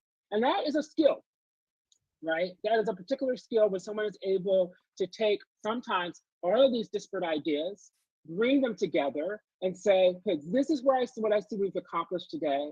These are the questions I've heard, or these are the considerations that are out there. Another way to do a closing might be so that it's not left to you to decipher what was heard, is what were the pluses for today? And what were the deltas in the conversation today? The things that you wanted more of, the things that could have gone differently, or the things that were a challenge? Okay, I want to ask a question that has nothing to do with this training. So I know I have a lot of my locals people here. If you haven't joined my locals yet, I put it in the banner right below. Would you guys do you guys want to do like a movie night in locals? Would that be something you guys would like to do? Because I feel like there's just like a whole bunch of movies that we could watch together and have a grand old time with. And I'm thinking about like the original like Brave New World movie with like the horrible like 70s outfits right now. That's what this is making me think of for some reason. And I'm like, I really want to watch that Brave New World movie. The one with like what's his name? I forget his name. I don't know. But it's a great movie. It's like I would totally do that. I would totally do it. But let me know if you guys would like that. And so that thing also gives some Yeah, sense of, seems okay, like some locals would like some movie nights. Maybe we'll do some movie nights. Maybe we will. Oh, Tony, you got to see it. It's on YouTube. Just Google Brave New World movie and you'll find it. this is what we've accomplished today. And these are the things that work really well. And these are the areas you might still need to address, right? Hang on. Pantry raids. You're not going to trick me again. Fool me once, shame on you. Fool me twice, you know. You should get on my locals, kb.locals.com. Ken, we're not going to watch Rocky Horror. You can only watch Rocky Horror in person. That is the only acceptable venue in which to watch Rocky Horror. I'm sorry. I've tried watching that movie without the show that goes along with it. You need the show. That's all I'm saying. Yeah, I'd watch Equilibrium. Equilibrium's a good one. I would do that. Right. And so that may give you some sort of guidance on what's 1984, next, or where yes. to go next in terms of closing. Yeah, maybe we'll do that. Oh god. And so then finally, I think oh god. Okay. Keep in mind, throughout the gathering, the facilitator may need to remind folks to take time and space. Some participants may demonstrate emotions such as anger, frustration, and immense sadness. Balance acknowledging an individual's emotion to show you care for the person, but do not make them the center of the gathering. Have this sentiment expressed in the group agreements can help people self-manage through the conversation. If you are holding a 60 to 90-minute meeting in which someone cries, you're not a very good facilitator. Throughout the gathering, the facilitator may need to remind folks to take time and space. So for Zoom, for example, which we did not do today because it's a webinar, but if it is okay, so last first, have you god dang, that wasn't the one I want. Have you watched the remake of The Craft? The remake of The Craft is going to be the movie for you. I watched this on a plane. It was a mistake. There weren't a lot of movies to choose from, so I watched the remake of The Craft, and it was the most woke movie in the history of movies. The most woke movie ever. For Zoom, where like everyone is able to be seen. Oh god, someone's making a mudslide. Sour kiwi. That, to remind people to take care of themselves, that it's okay if your video is not on, right? That's okay, even if you're speaking. It's okay if your video is not on, if that's not where you feel comfortable in this moment, right? That's okay. But we would just ask everyone to put their mic on mute while we're when you're not speaking. And so that's important to remind people to do. And also then sort of the norms around how do you take questions, because I know there are moments people get emotional and really they get really passionate or spirited or really angry or frustrated. And so in the past in spaces, what has happened is that people just chime in, just dive in at times. And that has happened on Zoom too, with me at least. And so what I would say again is setting that norm around, we're going to use the raise your hand feature or chat, type in the chat box. This is again, if you're using Zoom as a platform, type in the chat box. We will keep an eye on those questions that come up or concerns that come up. We'll keep our eyes on the raise your hand feature and we'll try to get to questions as soon as we can. Right. So that may help people in terms of wanting to sort of express their frustration or their anger or to get a question answered. And then balancing acknowledging an individual's emotions to show care for the person. And I think this came up in the chat box as well. And so I'll just respond to it here, or the Q&A box rather, I'm sorry. So I'll respond to it here in terms of those emotions or people holding a lot of space, right? And so yeah. The original Craft was awesome. The original Craft was an amazing movie. The remake sucked, and it was totally woke, and it was all about fighting toxic masculinity. I'm not making this up. It wasn't even like a subtext. It was overt. They were overtly fighting toxic masculinity in the remake of The Craft, and it was awful. this is why group agreements are really, really critical, because you can lean back into the group agreements, right? That, you can say, just want to remind all of us that, what we agreed on is that this is a space where we're going to have balance of voice, that we're going to hold the space that is equitable for everyone. And so I know that, there are some really strong emotions around this particular piece of conversation. And I think that's fair. And so you acknowledge it. While I also know that people may be in a range of places. And so we want to be able to hold space and ensure that we're hearing from voices that are across a range of emotions, right? And so, and that way, then you're kind of centering back, you're acknowledging, but you're centering back to the space. And then if someone is holding space or continues to be a loud voice amongst many, right, or dominating the conversation, there's a way I would just say, Chandni, thank you so much for your participation. We've heard a lot from you today. What I want to now do is open up the space to hear from others as well. Once we've heard from several others, if there's time, we'll get back to you, to you. And so he basically just gave them a technique for telling someone to shut the F up in a meeting.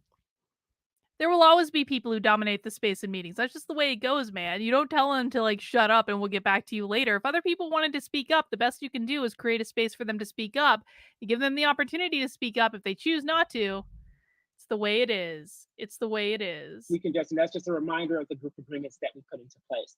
And then you move on, right? And then you pivot. I didn't mind the first, so people in the chat are talking about the Sabrina remake. I didn't mind the first season of it, but to be honest, I feel like I was still like a Democrat when I first watched it. So I don't know, but I stopped watching it after the first season. I wanted to like it. I really did. I did. Right. And so and I think, again, that transparency, you're very concrete, you acknowledge the person, you didn't minimize their participation. You actually, you elevated and said, we've heard a lot from you today, right? And so you acknowledge that, but then you also acknowledge we must move on and hear from other voices. And so that may be another way to kind of sort of balance the conversation and balance voices.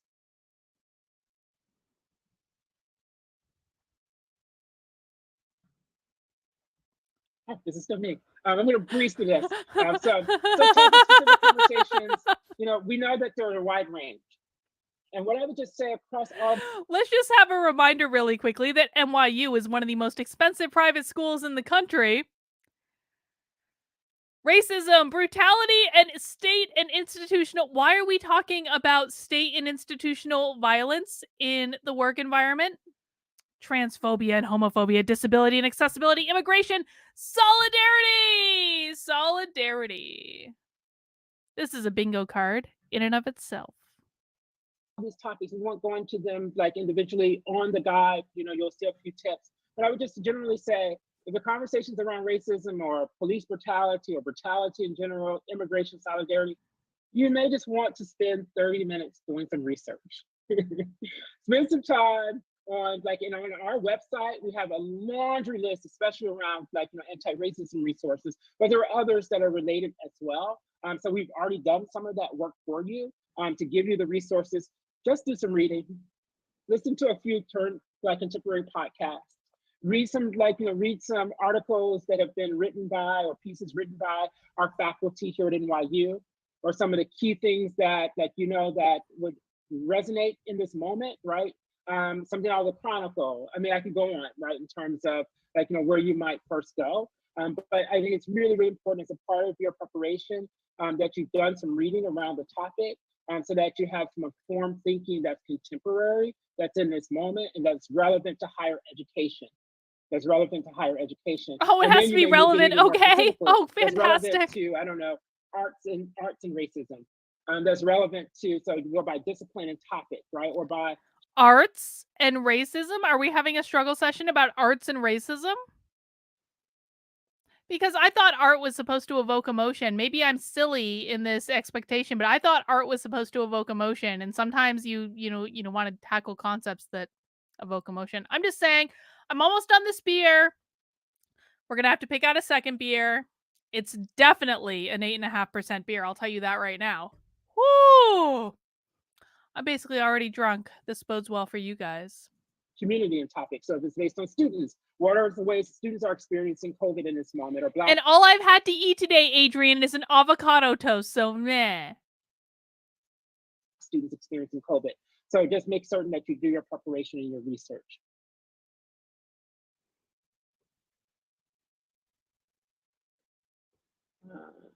looking through this. Oh yes, okay. So I've already said this, but just to reiterate, this is a moment in a large historical context. Oh God. Right, and what we're finding is that. All right, hang on. Another caveat, because we are only 38 minutes into an hour-long presentation, and they have not yet told us how to facilitate a meeting. It is essential to acknowledge that related incidents are not new, nor do they occur in a vacuum. It is important to situate the conversation within a historical context and name that there are communities who experience compounding intersectional, bingo word, realities that make them susceptible to experiencing multiple experiences. So guys, like what we just learned is you don't just have one lived experience. You can have multiple lived experiences that are intersecting at any given time. You have intersecting multiple lived experiences. Throughout the conversation, it will be important to continue to ground participants in their experiences and their individual impact and responsibilities while still engaging within a broader conversation about what these issues mean for the larger communities. And for the larger communities, of course, they don't mean the work group that you're supposed to be participating in these meetings with. They mean everyone out in the world, because these are not related to work. These are little struggle sessions to politically indoctrinate someone to a certain ideology. That many people are waking up and saying, "Oh no, racism is here. It's a bad thing." Yeah, we've known racism has been bad since I don't know, like the 1700s. So with that in mind, I would just be mindful and put this into context of this moment, right? And that for some of our students, some of our Yes. communities, they have been dealing with this and sort of navigating it for a very, very long time. And then there have also been many of us who have been working on this and addressing it for a very, very long time. And so I would just be thoughtful about how do we sort of engage people who've been doing this work for some time as you're planning the process, and especially in your communities, right? And so that I know a lot of us want to show that we're committed and we're doing something, we're taking action, but there may also be people, colleagues or constituents that that this is their area of expertise or they've been trying to hold this space. And so this might be a way to bring them in, especially if they've not been acknowledged, especially if their work has gone unappreciated. This might be that moment to bring in that woman of color who has constantly said, this is important. And then, but you're given the platform to host that space where you bring her in for her expertise and you honor the labor that she's done. Wait, are you bringing her in because she's a woman of color, or are you bringing her in because you honor her expertise? Because you have to choose one, you can't do both. If you're just bringing her in because she's a woman of color, are you really honoring her expertise? Or are you bringing her in because she's the expert? Choose one, can't have both. For time. And so just thinking about that as you're leaning into these conversations or holding these spaces. I was gonna. What the hell happened to the damn meeting? Facilitation. Hang on. So we just had 40 minutes on the setup for the meeting. And now we're already moving on to follow-up. I wanted questions for how to conduct the meeting. I wanted guidance for how to actually have a dialogue. What the hell? I feel thoroughly disappointed. Before talking about the follow-up. What is even the point of this? NYU? That I saw come in through the Q&A as well. God. So one question was around silence. So how do you gauge or determine when a period of silence is appropriate for a conversation? And how does this impact your role as a facilitator? So one thing that happens with the Zoom space especially is that it is harder to read gestures, right? And so it is, in terms of the facilitation, it winds up requiring a bit more patience on our part as facilitators and kind of being more comfortable with that silence. So silence is not a bad sign. I think that allowing folks to process is part of this. One additional strategy I wanted to add on top of the ones that Monroe has already shared is giving folks an opportunity to write down or process, right? So that also helps alleviate the challenge of having maybe one or two people who are dominating the discussion to say, there's a lot coming up here and we want to make sure, again, that we're hearing from everyone in the group. So why don't we take a pause? Let's take a minute, process, write down, process in the ways that feel comfortable for us before we come back together. And that way you can kind of revisit those community agreements and say, when we come back after a minute, I want to hear from folks who haven't already spoken, right? So that can be a nice way to break it up as well. The other question that I saw was around how do you prepare to hold space? And how do you do that? How do you create that kind of intentional preparation? So one of the things that we often talk about is making sure that as a facilitator, you're not coming into the space with your own agenda, right?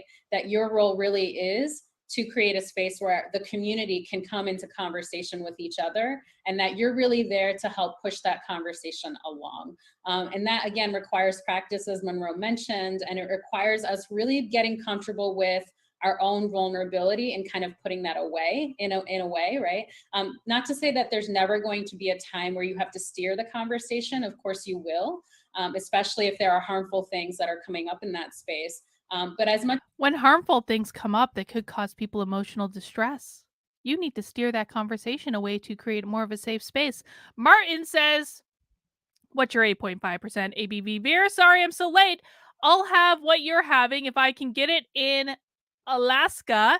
It is a peanut butter and blackberry jelly beer. And it's okay. I'm enjoying it. It's from Urban Artifact in Cincinnati, Ohio. The can is very pretty.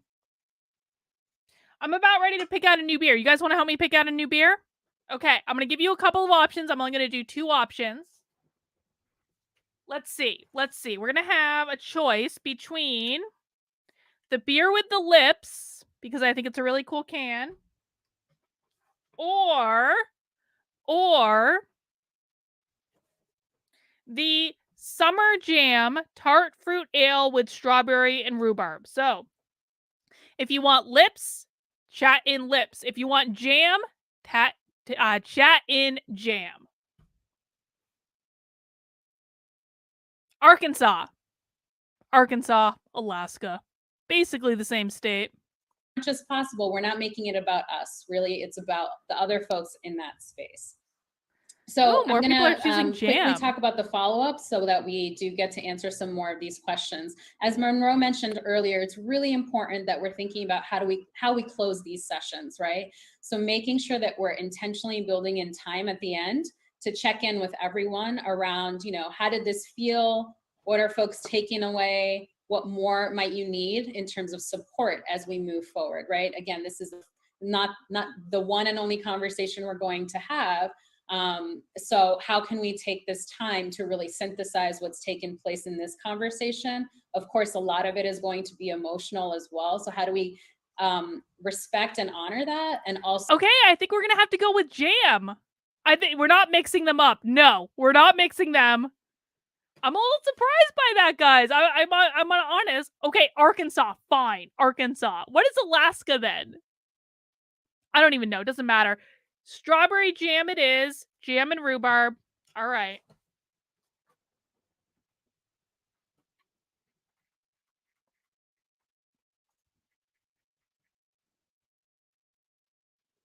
What is the ABV? Like the questions we should have. 4.5%. It's much more manageable. Yeah, that's what I thought. I thought AK was Alaska. That's what I was saying. So what is Arkansas then? It's AR, right? Yeah, so that's said AK. I thought AK was Alaska, and you guys made fun of me and said it was Arkansas. AR, I was right. I was right, and I just want credit for being right, okay? I was right. God. Jesus. Can't please anyone these days. So check in with folks in terms of how did this go? After the gathering, you might want to check in with your contact if it's not you yourself, right? To ask how did the group feel, right? Were there ongoing concerns that were raised? Were there new issues that came up? Do you think it went well? And as Monroe mentioned, you might want to survey or collect thoughts in some kind of more systematic way, especially if you have a lot of people, right? So especially for larger groups, it can be hard to know. You guys are gonna love the color of this. How did this feel for everyone in this space today? This is why we often do recommend. Oh my God, you guys are gonna Dragon Water. This is why I love you, Dragon Water. Carlin was right. She usually is. That is the correct answer. All right. You guys are going to die over the color of it. Oh my God. The head on this is so big. The head is so big. Oh, I haven't even finished pouring it yet. Look at this. Look at how pretty that is. That's like 5 fingers of head. 4 fingers of head at least. Look how pretty. It's like pink lemonade. And it smells like strawberry. Keeping it smaller as much as possible because it's easier to gauge, but sometimes we have to have larger conversations. So how are we going to continue to check in with folks and see what more they might need? And then a follow-up conversation is important, right? So if you're gathering information in terms of what more support might folks need, the worst thing that we can do is to never follow up on that, right? So if you're collecting that information, if we're being intentional about these dialogues, follow-up is key so that we're reiterating to the community that we're invested, that we're committed, that this is part of a larger strategic You and every man here, Tony. You and every man here. Guys, mount that like button while we're at it. Planning, right? That it is a large part of a larger commitment that we are choosing to make together. So really making sure that if that's done in a timely way as well, right?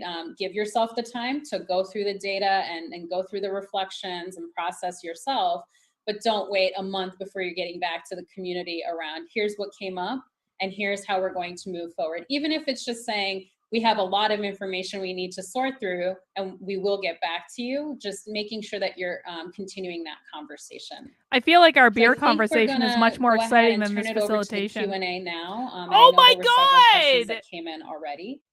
They didn't even talk about how to have the damn meeting. These trainings suck.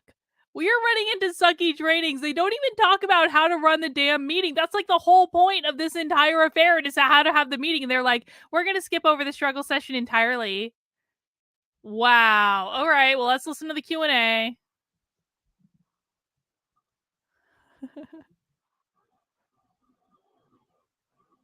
Monroe, I don't know if there's any particular ones that you want. Yeah, sure. I'm looking too. I was looking. It's a pre-meeting. The whole thing is just a pre-meeting. So the question around, would you suggest readings to the group you're facilitating, or would you steer them towards websites to go through? I think for me, what's usually helpful is to bring that to the group, right? To say, what are some of our next steps and how can folks continue their own learning? But of course, if you have a couple of texts that you found really important as you prepared for your conversation, I would certainly share those. I'm sure. I'm sure you were. Inclusion also has an anti-racism resource list as well. So that is something that you might want to share with folks as well. Yeah. Then I saw a question too about sort of populations, like that one of the schools has a very large population and hosting its dialogues has been challenging. Thinking about like in the varying or the myriad of constituencies. And so what I would say to that is, I really do think that, again, going back to what I said earlier, to think about what the goal of the conversation is. Is it to bring the community? All right. I want to change to something else. Do you guys have anything else that you guys want me to react to? Anything that you've seen? I don't know. I just can't do this anymore. They have not given me any solid information about how to have a struggle section. I've only had one beer. The second beer tastes like pink lemonade, which is not together like unappealing.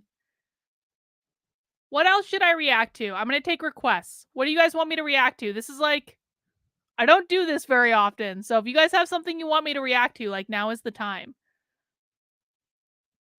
I can find something else. I have a different struggle session pulled up. I have something at, I don't know what inclusive VT is. Hang on. Let me look at this real quick. Inclusive VT. Oh, Virginia Tech. I have something pulled up from Virginia Tech that's called anti-racist teaching. It's an anti-racist teacher training. Guys, if you don't give me something, I'm gonna, act of my own volition here. And then, you may get something you like, you may get something you don't. It's gonna be, All right, well, but while we're thinking about that, as a reminder, Please make sure you join my locals, where we have a lot more productive conversations than this. Oh, Kieran is chatting something in. All right, Kieran, let me take a look. Ugh. Dang, hang on.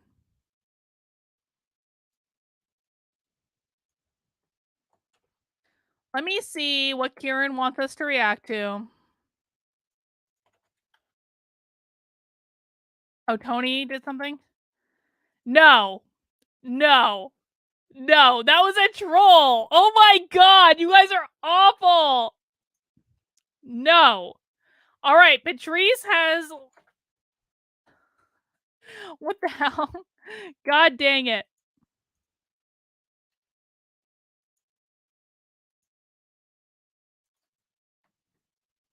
Ugh. Patrice, I can't copy that one for some reason. I don't know what's going on. Let me see. God dang.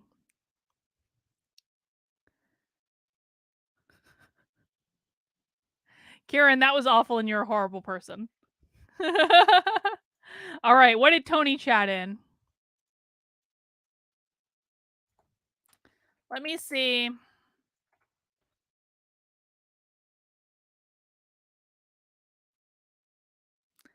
Hang on. You guys are awful. You are awful. Okay, Patrice, let me try this one.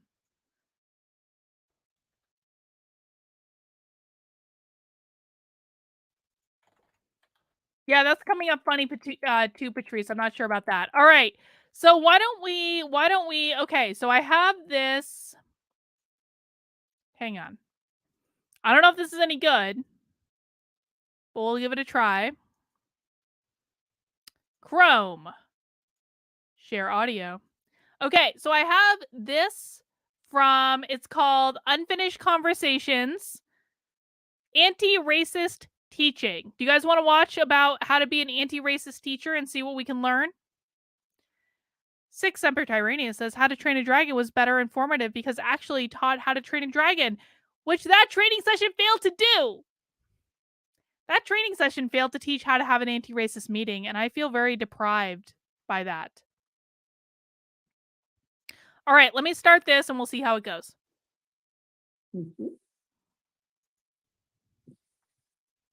Welcome to conversation on the topic of anti-racist teaching.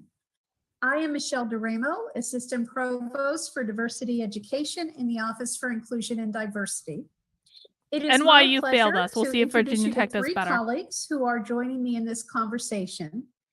Anthony Kwame Harrison is a professor in the Department of Sociology with an appointment in the Africana Studies program. He also holds the title of Edward S. Diggs Professor No, you don't, Dragon in Water. Humanities. No, you don't. Hello, Kwame. We look forward to hearing from you and your many years of experience.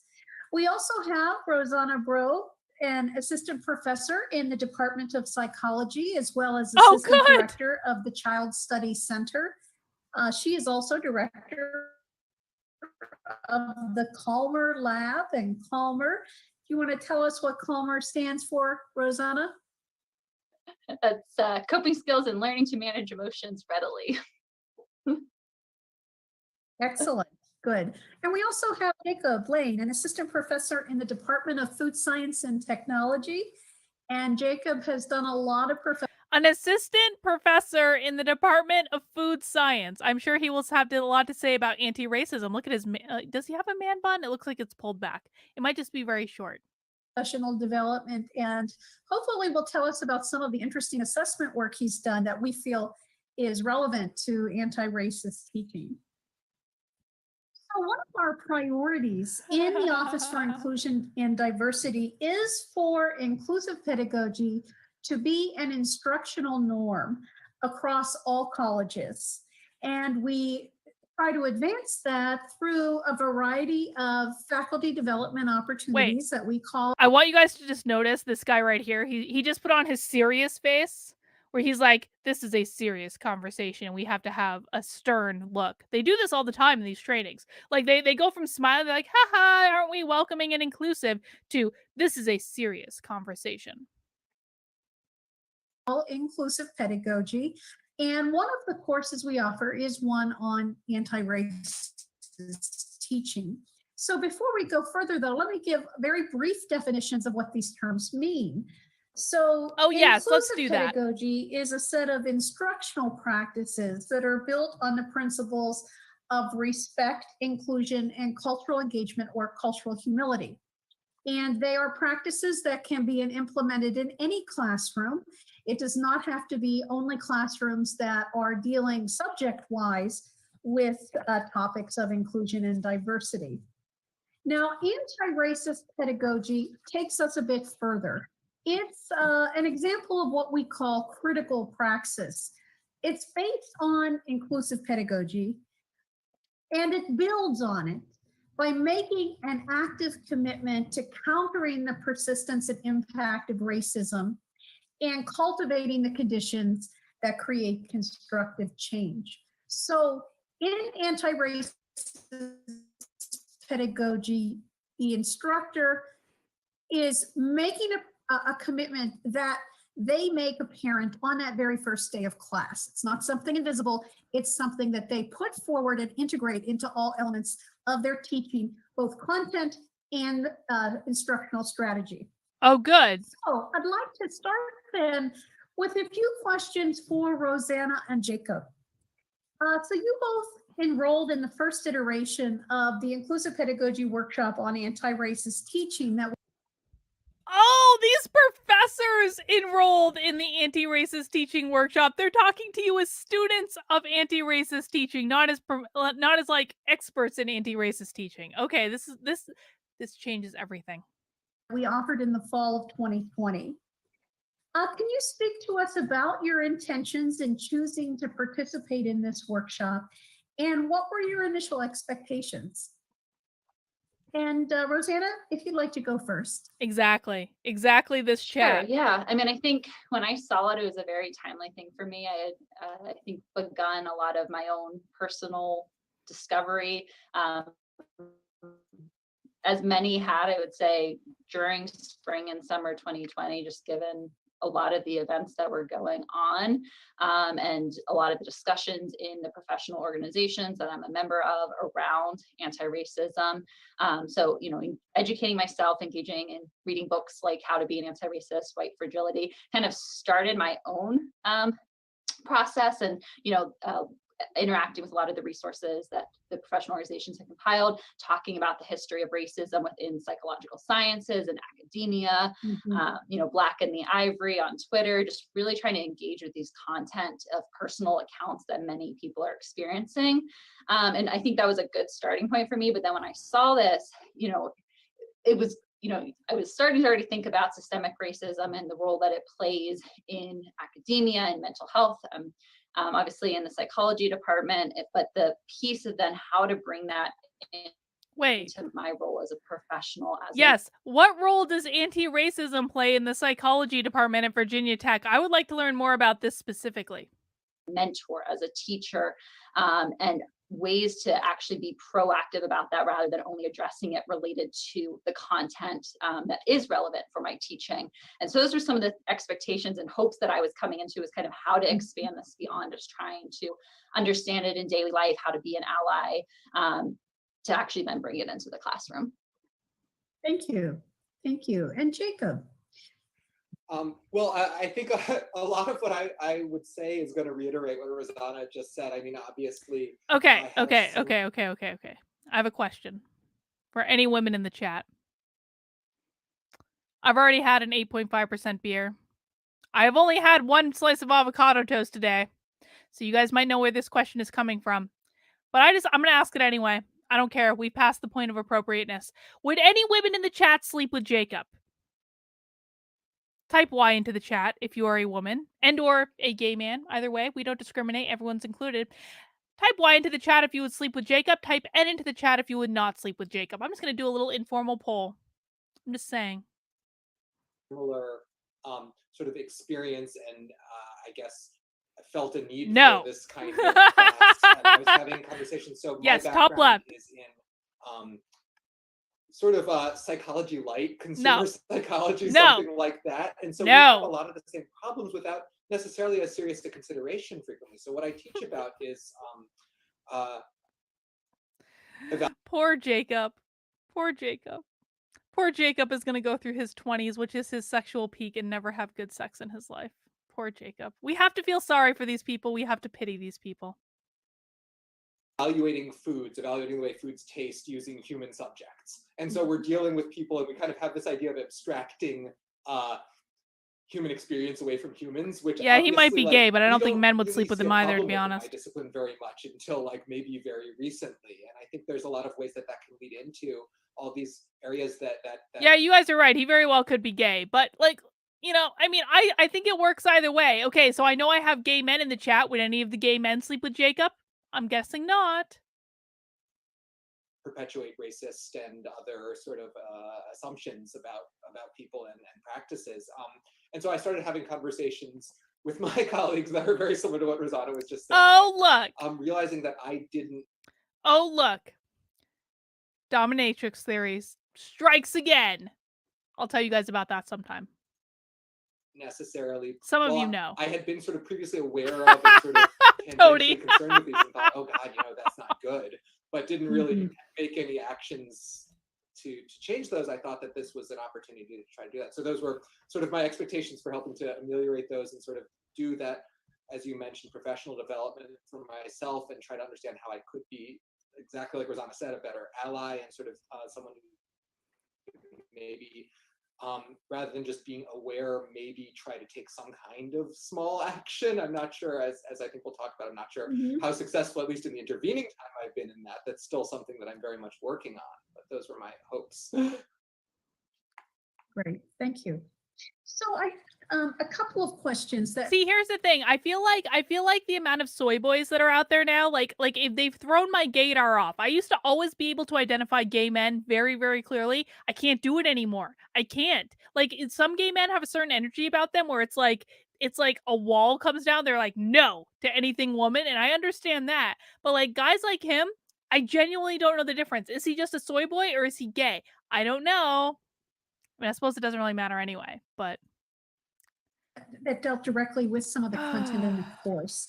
So one of the first modules, and by the way, for those of you who are unfamiliar with this workshop, we moved everything online in the fall. And so this was an online on Canvas and pretty much self-paced, although we did have one Zoom meeting and Jacob and Rosanna were a part of it, which is why I asked them, because they had so many good insights. But in any case, the first module of the workshop attempts to give voice to the experience of being a Black student in a predominantly white institution. So it's not just here's what the research says, but we really wanted to hear from students themselves. And so I drew upon 4 products of student activism. One was a video by students from the UCLA. I just want anyone watching this video to know that the people in the chat are even worse than I am, okay? You guys are so bad. You guys are much more deviant than I am. I'm just gonna say that right now. And I don't want to be blamed for encouraging you because I think you all got there on your own. In the meantime, mount that like button, people. You know what's up. Come on. School of Law, who were a part of the awareness campaign where they raised issue over the underrepresentation of Black, Indigenous, and people of color in their program. It was like maybe 33% or 33%, but a very small number. The other was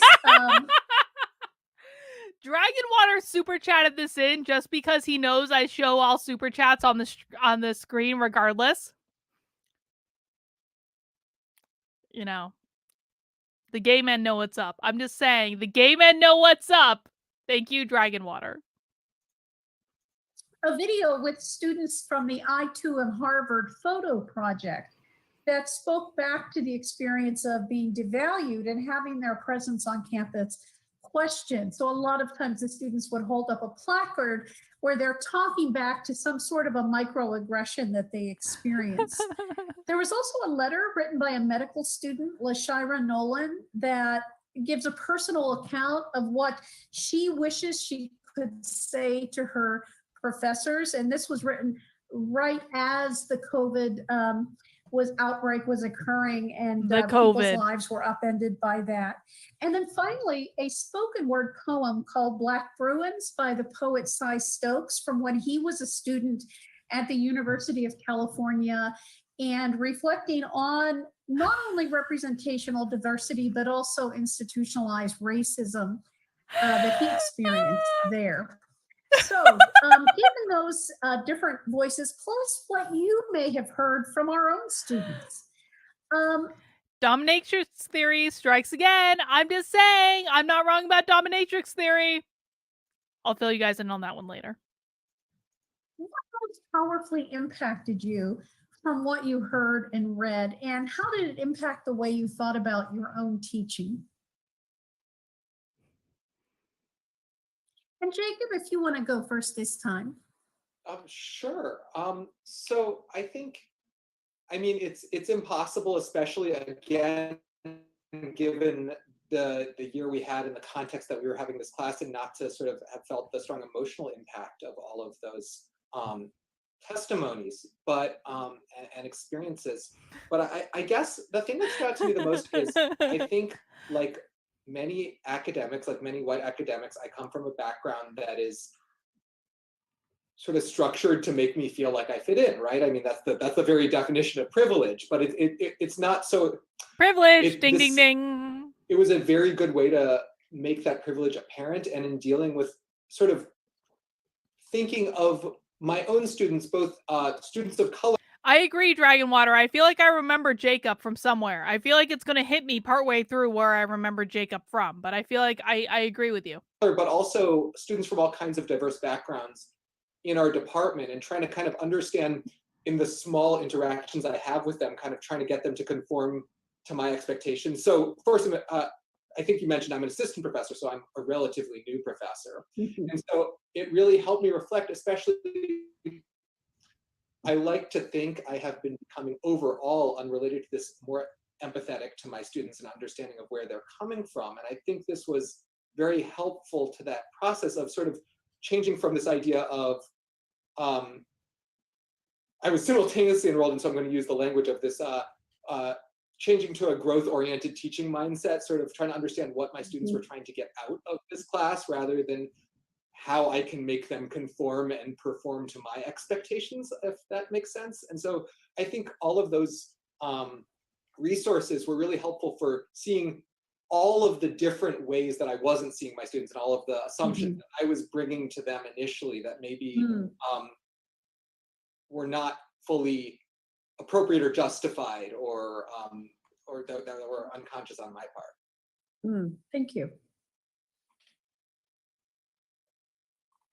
Yeah, I definitely would echo a lot of what Jacob was saying in terms of, I think, that growing awareness, which, has been there, of recognizing my privilege and recognizing the support that, I have had in my own educational pathway, and that is a privilege in and of itself. And many of the privileges afforded to me throughout my life to get me to where I am, and recognizing that that is not the case for many of our students. I think the other thing that sounds so obvious when I state it, but that just was so clear from hearing these testimonies, was the burden that is placed unfairly on Black students. The fact that only so Black many students, and I would huh? say BIPOC students broadly, Oh, feel BIPOC, this need BIPOC, to ding, keep ding, it ding. together, to hide their emotions, that they're experiencing, despite truly needing support and a safe place to be able to voice their emotions, get support for these difficult experiences that we're all going through, but that are disproportionately impacting our BIPOC students.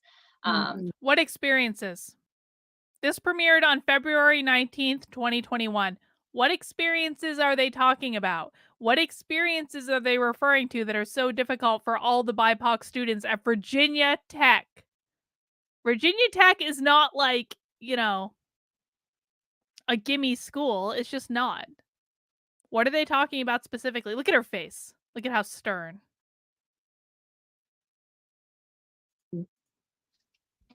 She does look like she's about to cry. Some of the She different does. things that were highlighted that kind of have stuck with me is, this communication of feeling like they're being asked to serve as kind of the token minority, to showcase the school's diversity inclusion efforts, even though they might not feel that support as well once they are there, or asking to speak as a representative almost for the Black community if they're the only Black student in their class. Or even worse, I know this Look is at the something Black that I've guy, he's heard like, yes. from a lot of colleagues and Yes. students and seen on social media, kind of this expectation for Black students and faculty. Has the Black guy been asked to speak yet? Isn't that a little ironic? I don't think he's been asked to speak yet. Why haven't we heard from the Black guy yet? I want to know his opinion. To educate their white colleagues and peers on what their experiences are like with racism and discrimination. I think all of that is some of the things that have stuck with me. I will say, in many How ways, racist? this unit How probably racist are they? impacted my mentoring more than My my teaching. God. And I think those go hand in hand. But really, I think some of the I feel like they're being emotionally violent to the only Black person on camera right now. And I just don't know if I can forgive them for that. I just don't know. things that stuck out to me and that I've tried to make changes in this semester is really communicating to my students and to my mentees that it's okay to not be okay right now. Tony, And oh that my we might God. need to take a step away from, especially for graduate students, that like drive for productivity and meeting these end goals. You know, this is not normal times, and it is not okay to have normal expectations, and really try and also show that in my own life. Even though I really feel like this white woman is trying to center the space around her and her white woman's tears with the situation. And I just don't, I mean, has she even read White Fragility? Why hasn't she dealt with her own white womanhood yet? I might be less impacted than many of my students. I think the other piece, just as Jacob was saying, that better understanding and awareness and empathy, you know, especially that many of my first generation students, BIPOC students, are not having the same levels of support and understanding from friends and family, and are feeling very conflicted and having, you know, really conflictual demands on their time right now, and that they're not going to be able to fully devote. Look at the woman up in the corner. She's like, yes, queen. Yes. Their time and attention to the classroom, or what their expectations and goals right now are might be different.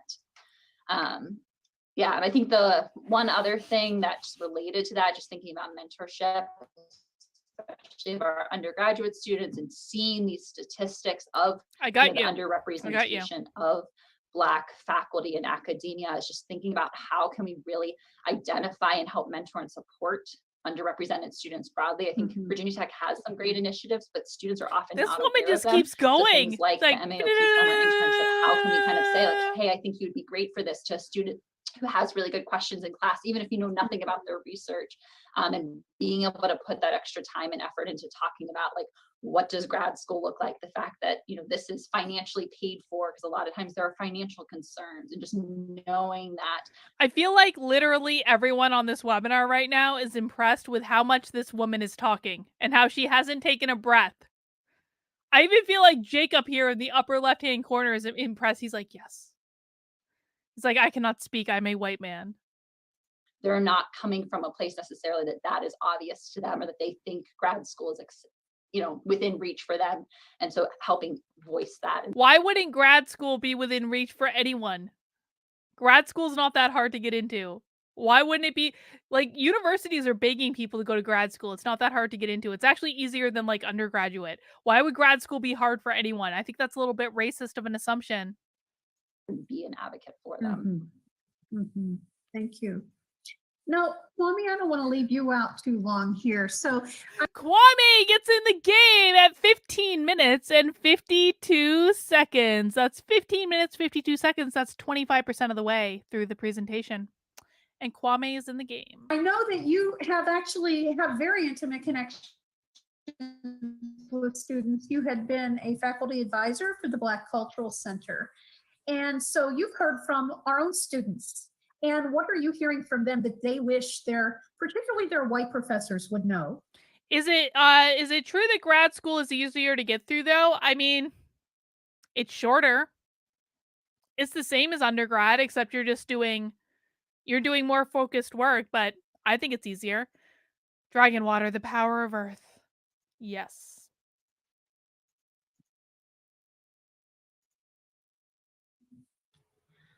That's wow, that's It's a tough question. I mean, I hear a lot of, I guess, incidents and moments when students feel that something, I mean, obviously when something happens in a class and when something happens in a class in which a student feels targeted in some way or called out or experiences what we call a microaggression. I hear about a Microaggression, ding, handful ding, of ding. those incidents, but by and large, I think, I mean, the Black Cultural Center is a place where students go to create community and to build community and to support each other. And in answer to your question, probably the most prominent thing I hear is just a sense that some professors don't get it or just aren't invested enough that the students aren't going to even invest in trying to engage in discussions or questions about them. And it's never. Okay, so hang on. Students are paying to go to Virginia Tech, and students are proactively saying, I'm just not going to even bother because the professor is just not even trying. Dude, you're literally paying money to go there. If you don't try, that is your own damn fault. Own damn fault. If you are opting out of the situation, you are literally wasting your money. Thousands of dollars. It's never so much like a calling out a particular class, but it's just more of a. Oh, I think we're going to get there, Patrice. I believe in you. That class. That's not where I'm going to put my time and attention to. Yes. Thank you. And your comment actually leads well into my next question, because oftentimes we think of, you know, the real blatant stuff, but a lot of times it's well-meaning folks that bring racism or bring this discomfort or exclusion into the classroom. And that was another component of the workshop that we addressed. So behaviors like lowering or raising expectations based on race, or being colorblind, playing the devil's advocate. Let's talk about there's two sides, you know, claiming objectivity. Yes, let's talk about lowering expectations based on claiming objectivity. Like we only deal in facts, you know, and avoiding. This is a teacher training program at Virginia Tech. And this woman basically just insinuated that you should not deal in facts because objectivity is white supremacist. Let's just rewind a little bit, shall we? Let's just rewind a little bit.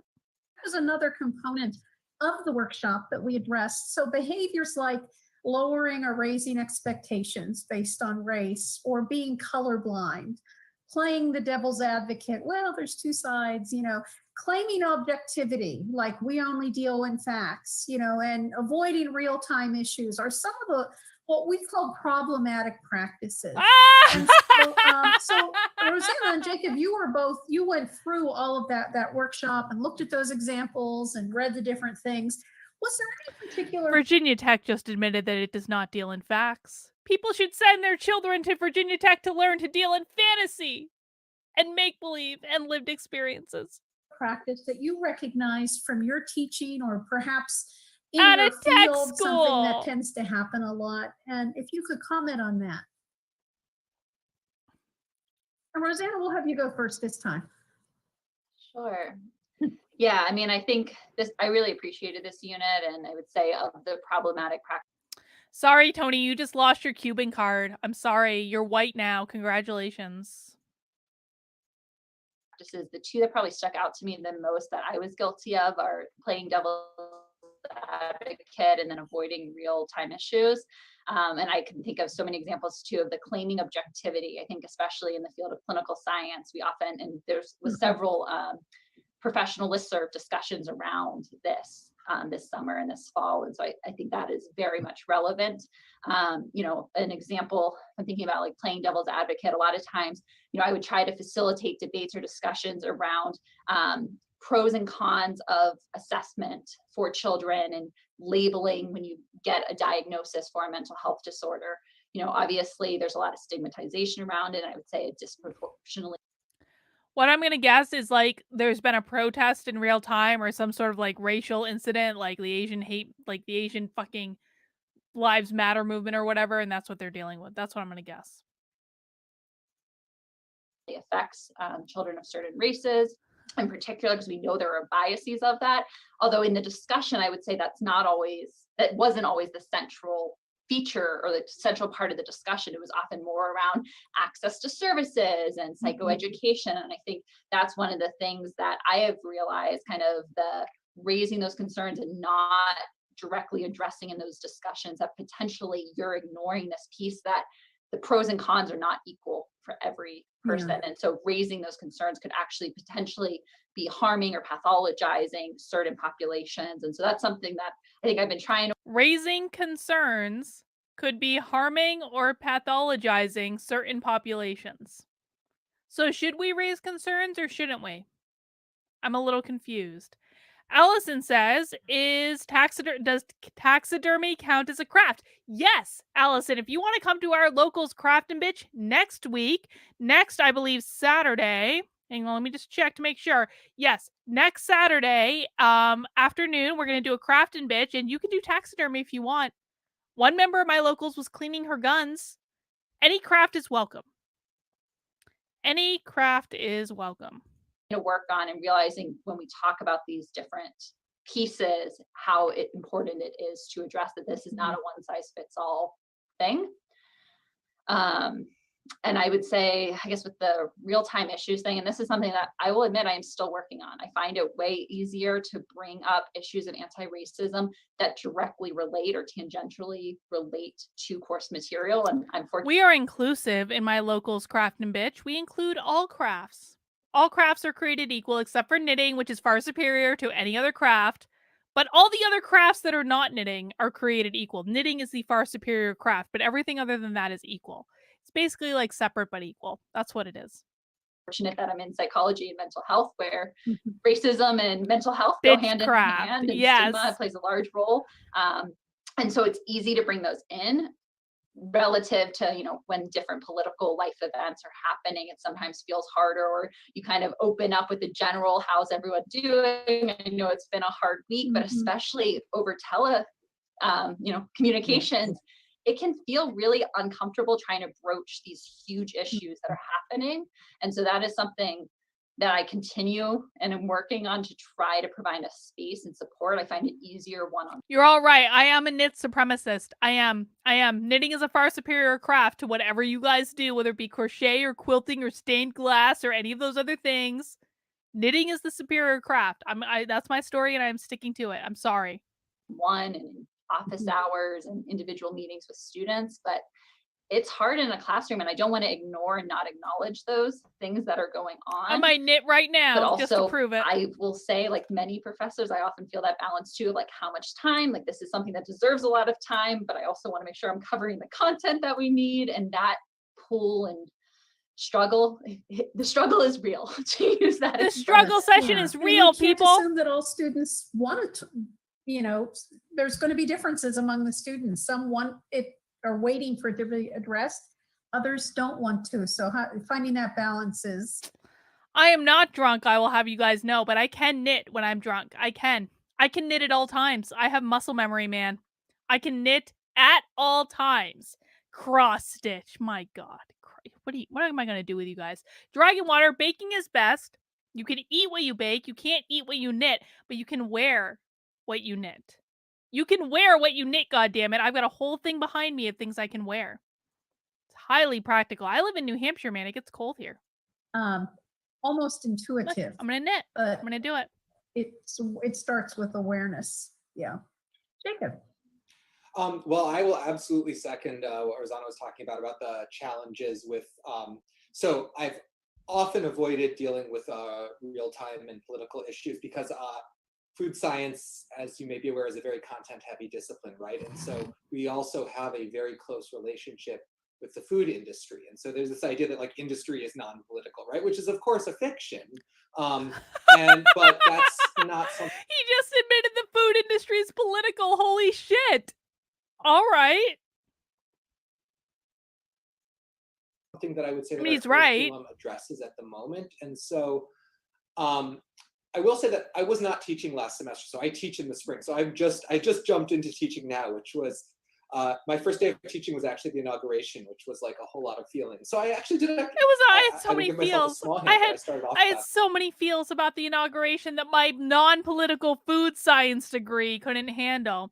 Allison, oh wonderful! I've always wanted to mount a deer while I watch your show. Thanks, Carlin. I watch you every day. I love it. Thank you, Allison. You are more than welcome to come to the Craft Bitch session next week on Saturday in my locals, kb.locals.com, and you can mount as many deers as you like in a completely non-inappropriate way.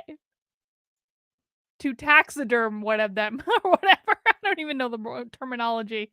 My God, we're going to start rumors. Someone's going to clip that. They're going to be like, Carlin's telling people to mount deers. No, I'm not.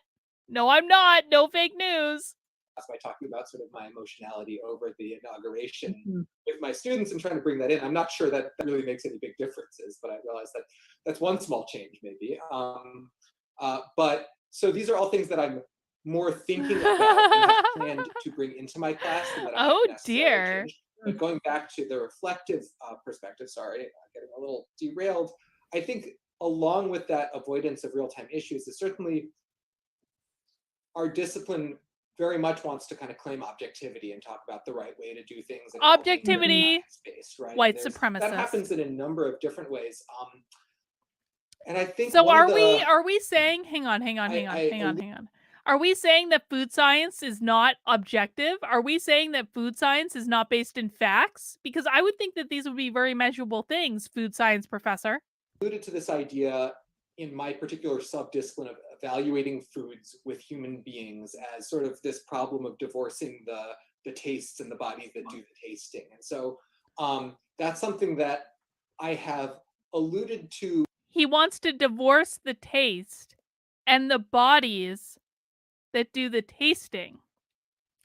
Michelle, we have bingo cards. This is at the top of the chat right now. There are literal bingo cards set up for this. We have Unwoke Bingo. We're playing right now.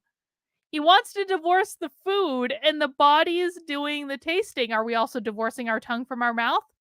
I mean, my God. To my own satisfaction, but I think in a way that is only useful to people who have PhDs and think about this kind of thing all the time. You know, I don't think it's very meaningful for my students to make a brief gesture at that as we go also over the huge breadth of content they have to learn. And so that is one of the things that I've thought about most in terms of what I'd like to change this semester. So we kind of start off talking about sort of physiology and move on through particular methodologies. And particularly when we start talking about working with sort of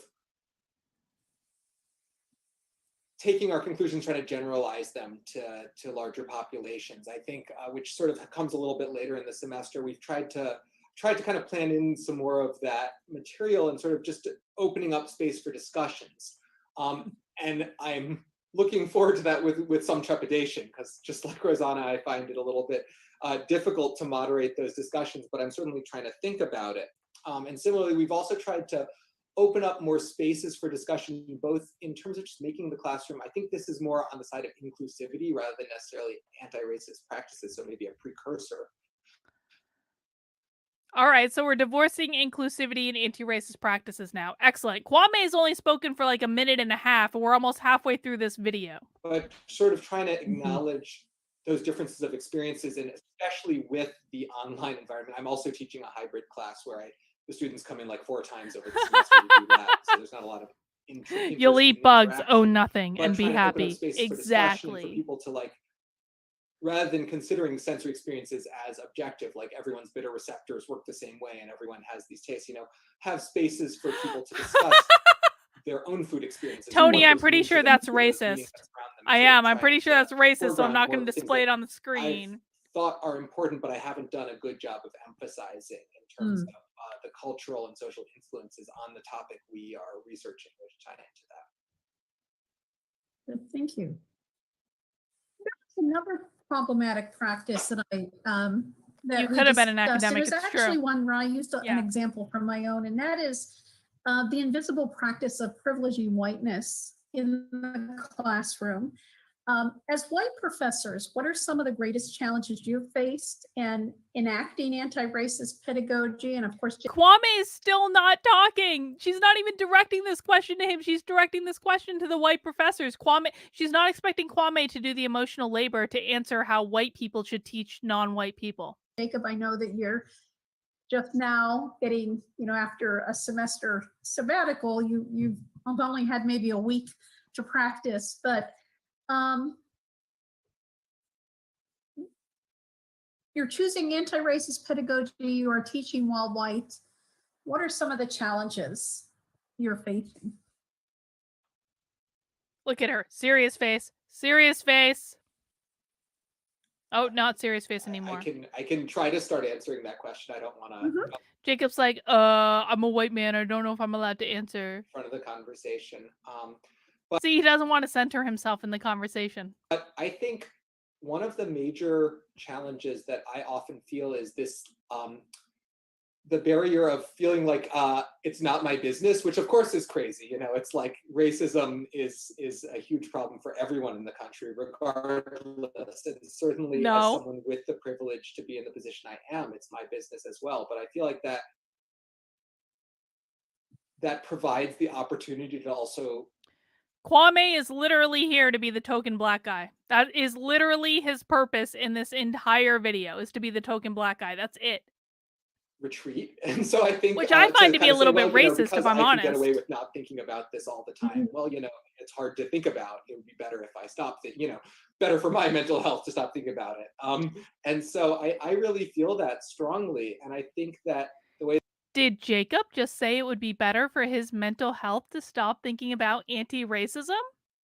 On that, Jacob, we agree. We agree wholeheartedly. I agree that it would be better for your mental health and also your dating life if you stopped thinking about anti-racism. Correct. Yes. The way that I'm trying to address that, and I don't know if this is the right way, is sort of to extend a certain amount of the same empathy that I'm trying to extend to my students, to myself, and sort of like allow an incremental approach instead, where trying to at least progress and open space for these discussions and trying to keep these things in mind is the approach that I'm taking. And we'll see if hopefully that leads to positive changes in my class. We will see. Yes.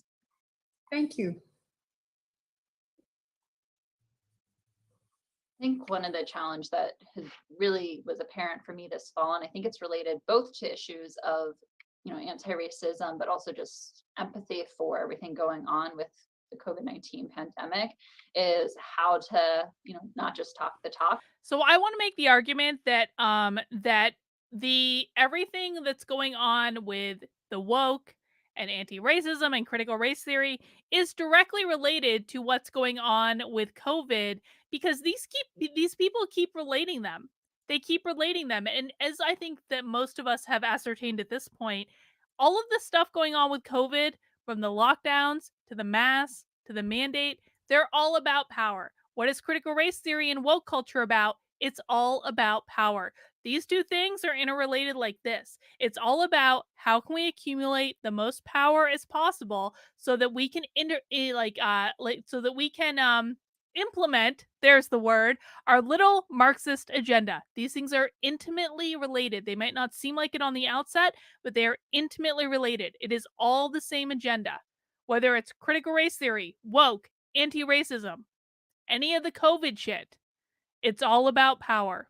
Just pay attention to the things that are all about power and you're going to see all the connections.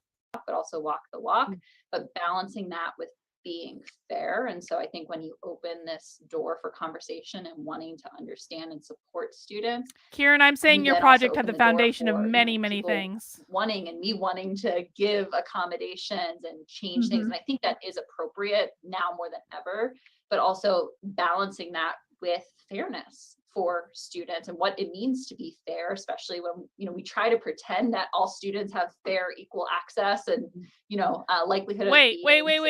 Are you arguing? Is this white lady in the bottom right-hand corner arguing that not all students have a fair chance of succeeding at Virginia Tech? Because it certainly sounds like Virginia Tech might be violating the Civil Rights Act of 1964 if this lady is arguing seriously that not all students have the same chance of succeeding at Virginia Tech and that if you're in a certain race, you have a better chance of succeeding than others. I'm just saying that sounds like a Civil Rights Act violation. I could be wrong. I could be making this up. Just expressing an opinion. Successful, and I think that's, you know, obviously false, but that can become a really slippery slope and a challenge. And I think that's something that, you know, I've always struggled with, but especially right now, with there being compound issues. And, you know, I always take students at their word, but also right now the reality is there could be 3-4 different things. And how do you advise them? Then is it better See, I am actually knitting right now. incomplete or medical absence at this point? I know if I heard that as a student, that would be like crushing, but also, you know, finding that balance. And, you know, do you just drop things or do you totally modify things? And I think that is where I would imagine a lot of professors struggle, because we can provide that support and try to give strategies, but, you know, that also only goes so far.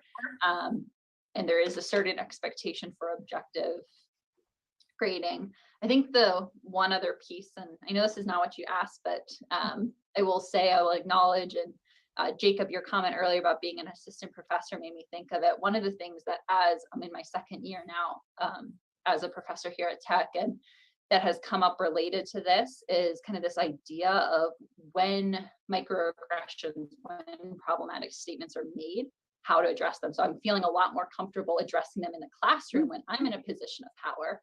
But so if a student makes something that they think is a microaggression, they're stopping the entire class to address the microaggression. At a university that students are paying thousands and thousands and thousands of dollars a year for. Okay. it happens with a colleague in Glad front we're of clear on that. students or mentees.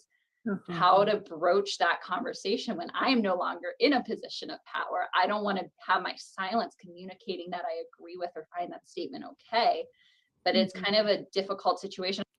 That's like that's an intense safe word, man. I'm just saying, that's like a lot. Most safe words are one syllable. I'm just saying. I think it's very analogous to the situation that instructors often feel in the classroom of, do you talk to the student one-on-one afterwards? What might that be conveying versus do you address this in the classroom? And there's often that concern that, you know, defensiveness will happen or a more problematic statement could happen because they kind of double down on what they've said. And I think that is something I feel in the classroom. I'm feeling more comfortable. And I think this class really helped with feeling comfortable, you know, using different strategies. I really like the action approach, the open the front door to communication approaches. Like I like and can utilize those as an instructor easier than I would say with colleagues. And I think that's a bigger part of the discussion. And that might be problematic as well. I'm just saying. For me as a professional. And that is a question that comes up certainly beyond any of the inclusive pedagogy, is sort of we talk about not being a bystander and speaking up, but what if you are speaking up, you know, and that's more challenging. But like you said, there are some of these strategies that help to create a pause so that people can rethink, like, I'm not sure I understand what you mean by that, or did I hear you say this? And there's some scripts that we can use, whatever our position is. I feel like I have a responsibility to share my own experience here about privileging whiteness. This was many years ago. All of the white people are talking. I want to hear from the black guy. Does anyone else want to hear from the black guy? Because I only want to hear from the black guy. I don't care what all these white saviors have to say. Why are all the white people talking? We're halfway through this video. Why are only white people talking? This is about anti-racist teaching. I want some goddamn anti-racism in this video. Probably 20 to 25 years ago, maybe not 25, but at least 20 years ago, when I was teaching in a leadership Black guys on mute class. And again, it's this invisible thing where if you're not examining your assumptions, or if you're not establishing criteria, then you move into default mode in terms of your judgments. So this particular class had a lot of very enthusiastic, predominantly young white women. and perhaps some of their behaviors and their optimism, because when I was a young woman, Yeah, I look was at his very face. He's optimistic so and, unimpressed. you know, try hard He's and so have fun and unimpressed. so forth. And so I resonated with that. And that is what I label as the good student, the involved student. But not linking it necessarily with any kind of performance criteria, more just personality that I resonated with. And after they had to. I mean, listen, okay, so here's the thing. I legitimately believe there are racists in this country. I really do. And most of them are white progressives. Just like the 3 white people on this webinar. Look at this. This is like the perfect analogy for how I view racism in this country. It is 3 white people thinking about racism and the 1 black guy not being allowed to speak. That is exactly how I think about racism in this country. It's 3 white progressives being like, yes, we are so totally racist. Let us confess all the ways in which we are racist. And the 1 black guy being like, why can't I get a word in edgewise? Turn in some project proposals. And the one of the minority of we need Black to students in the decolonize class, this talk. We I need to gave her a decolonize this B, webinar. and I gave most of the white My students God. an A on their proposal. They're very enthusiastic proposals. And that student came to me and challenged me. Now, obviously, we don't want our students to have to be in that position. But she made a case for her proposal, and it was a wake-up call to me, because I realized I was not using the right criteria. I realized I was using my own implicit biases to determine who was doing the A work. And it did help. It was. Is this woman saying, hang on. Is this woman saying that she only gave her white students A's on their proposal because they were white? Is that what she's confessing right now? I'm pretty sure it is. Very much of it. And she was called out by a white student for giving only her white student A's on the proposals. Oh my God. A turning point moment for me, because I started using criteria far more intentionally afterwards. You know, she's saying she's explicitly ignored grading criteria to give all of her white students A's on their proposals. And then she was called out for a white student because of it. And now she has to go back to her grade. Holy shit. and you got to put it in place. You can't try to walk back on it if it's not there and then make it happen. See, you guys thought I was too drunk to notice this stuff. No, I see. But I started really being much more intentional about my grading criteria and what I was looking for and how I communicated that to students so they were understanding what the expectations were. But it also, another thing was, it also made me more sensitive to the experience of that particular student. And not there were drunk 2 enough. other Black female students in the class who Not I've yet. been judging as maybe more disengaged or more sullen. Made me more sensitive to maybe what was it like for them to be in this community that. Yes, what was it like for your non-white students to realize that they didn't receive A's because you only gave A's to white students?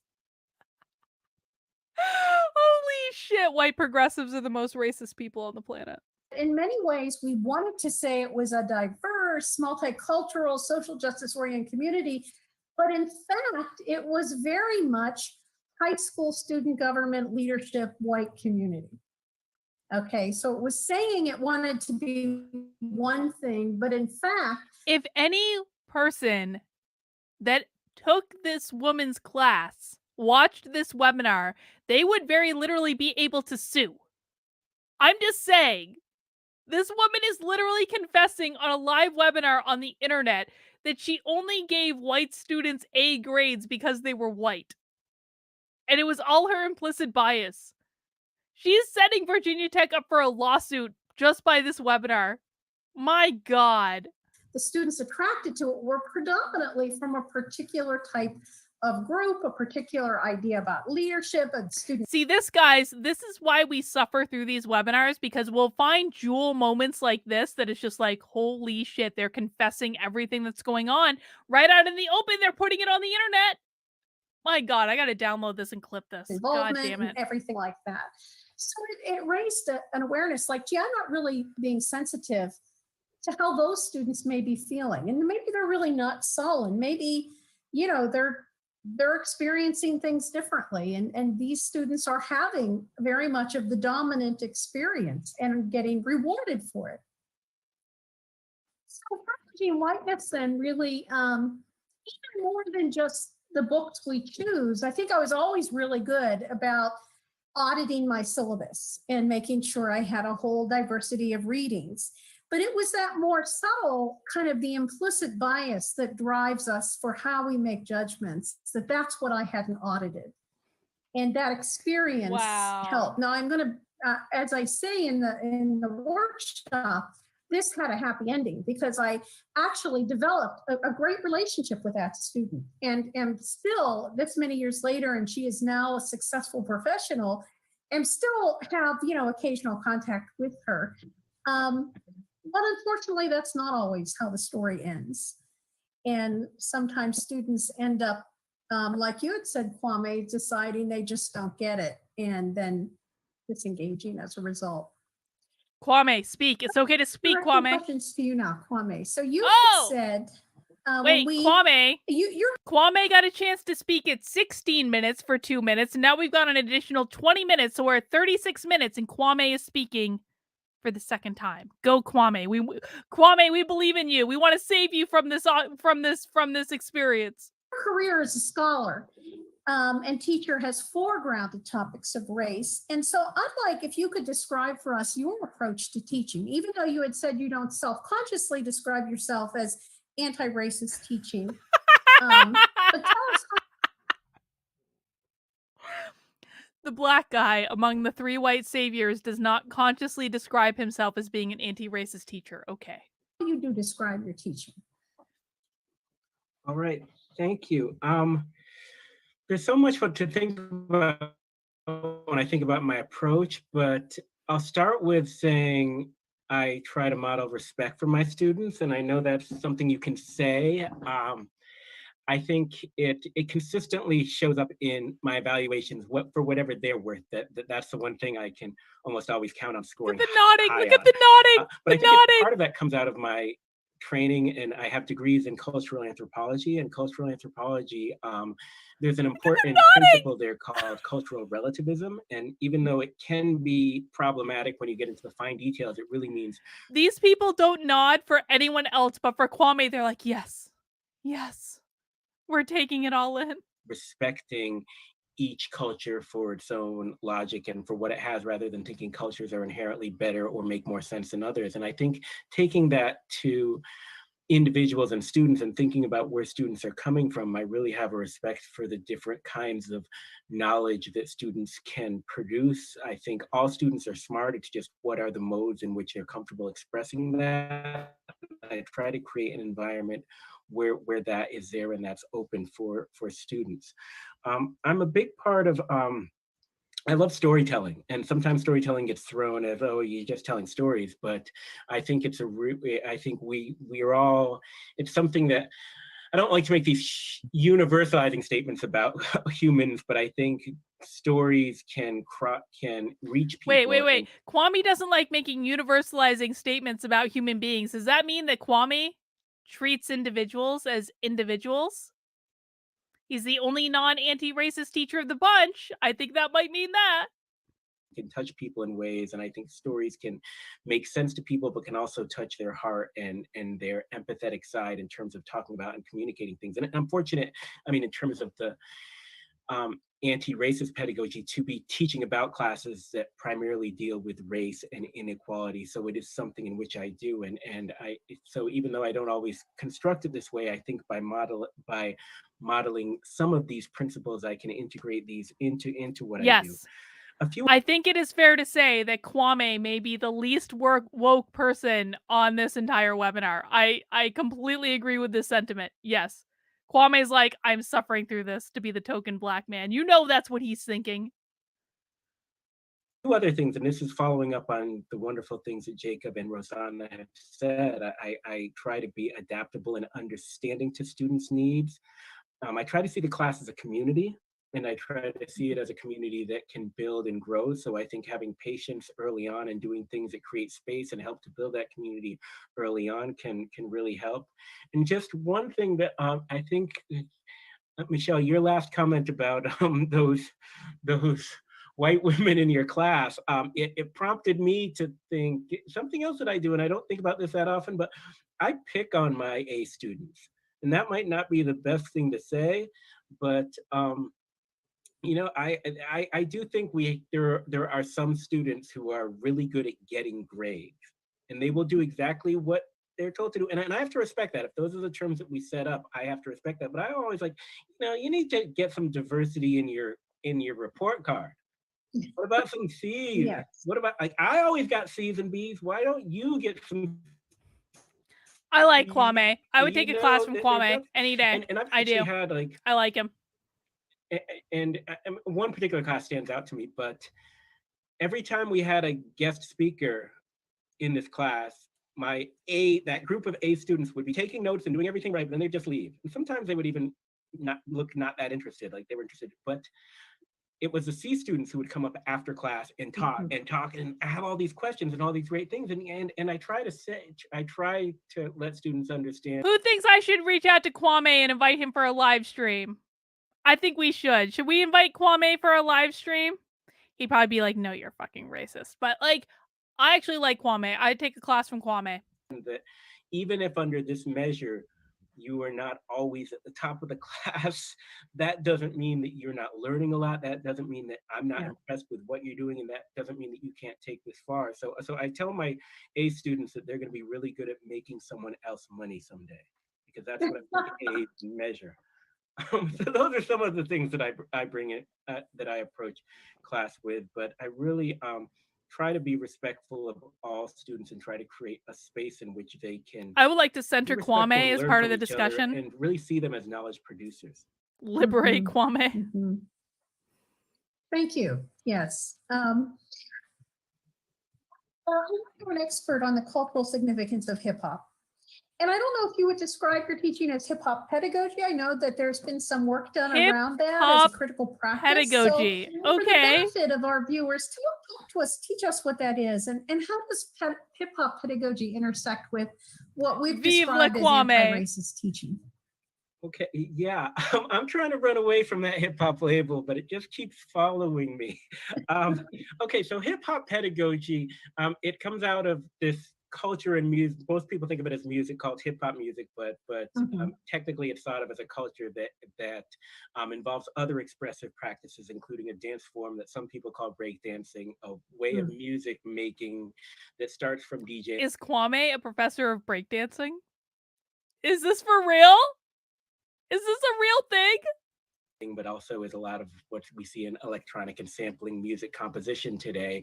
And it also has a sort of an artistic visual form that's graffiti or graffiti writing or graffiti art. And those are all sort of contentious things. But essentially, that's what hip hop is.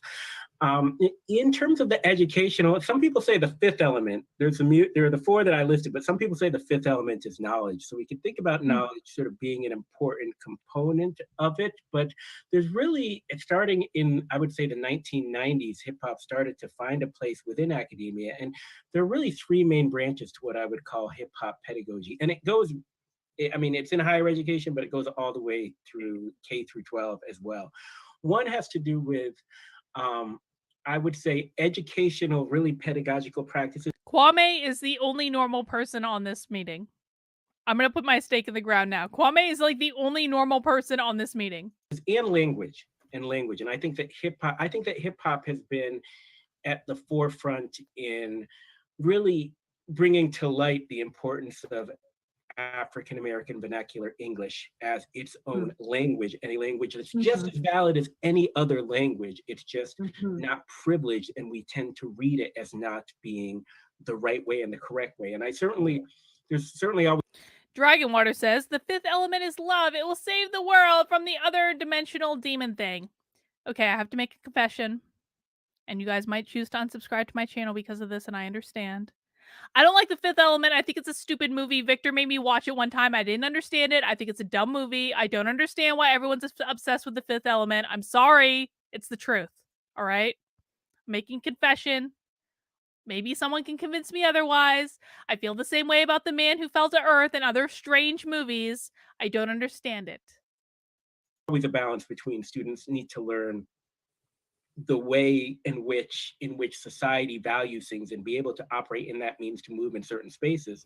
But there is no reason why the way that your grandparents speak, the way that your family speaks, there's no reason that your family's not, they don't lack intelligence. It's just a different way of communicating.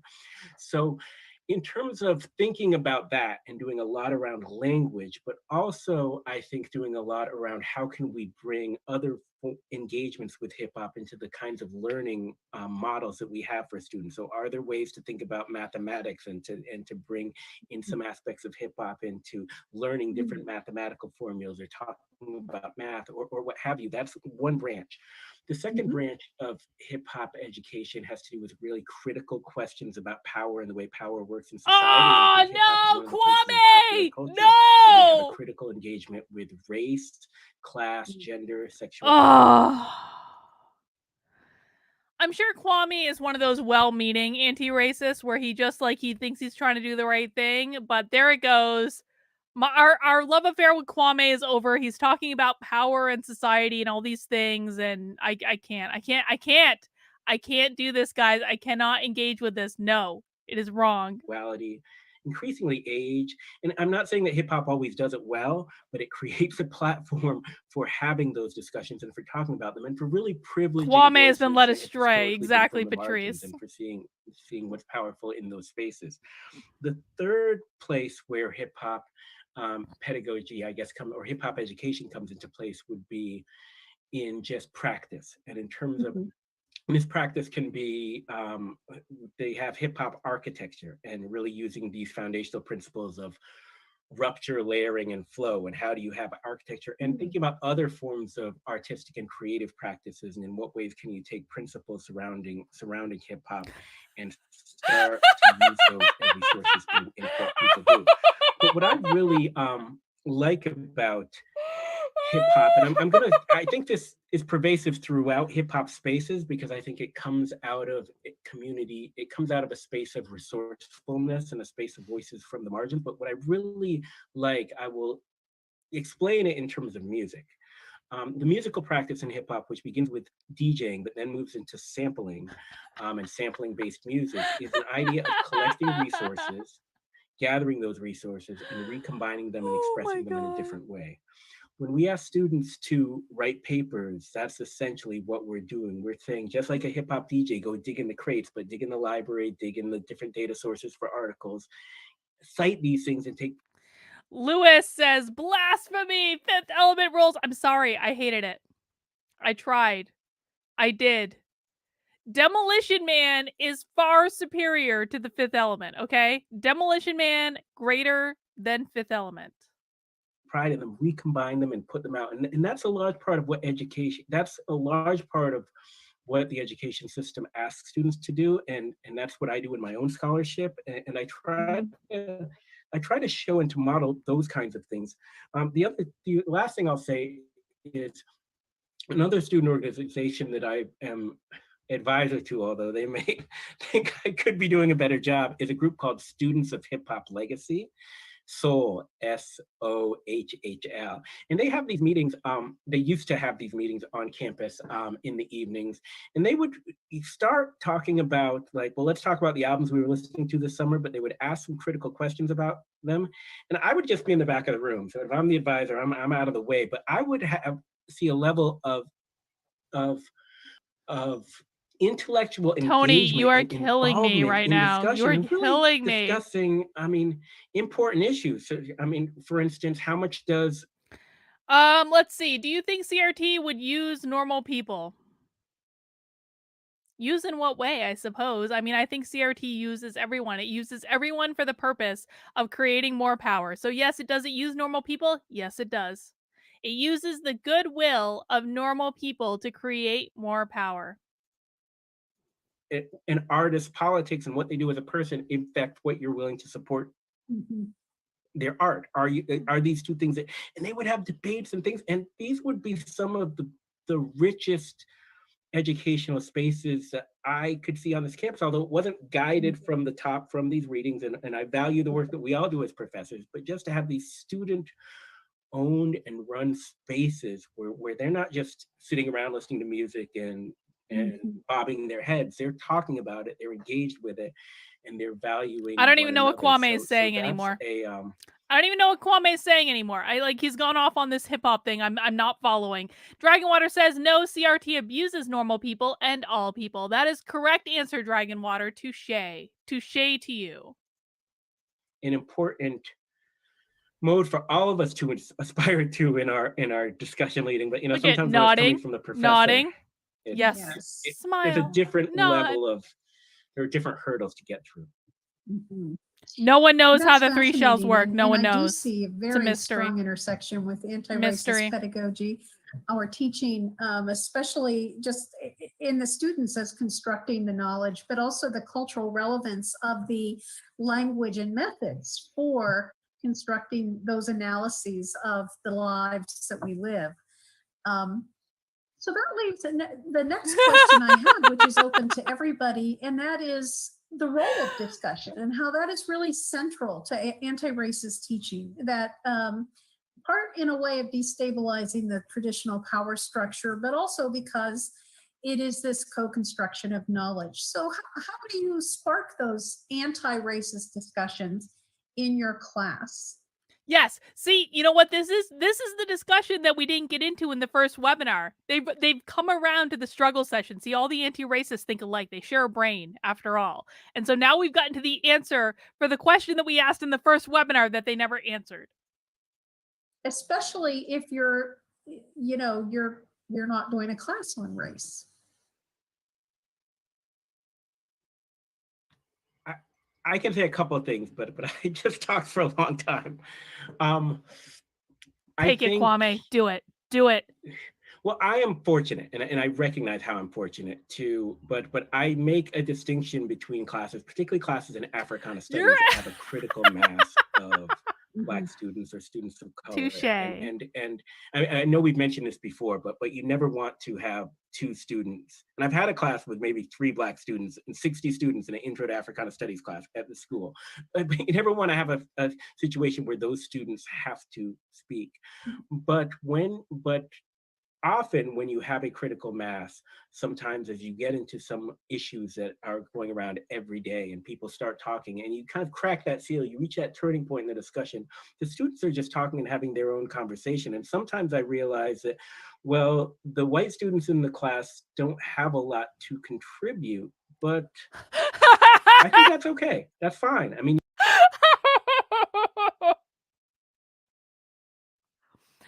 the white students in class don't have a lot to contribute, but I think that's fine.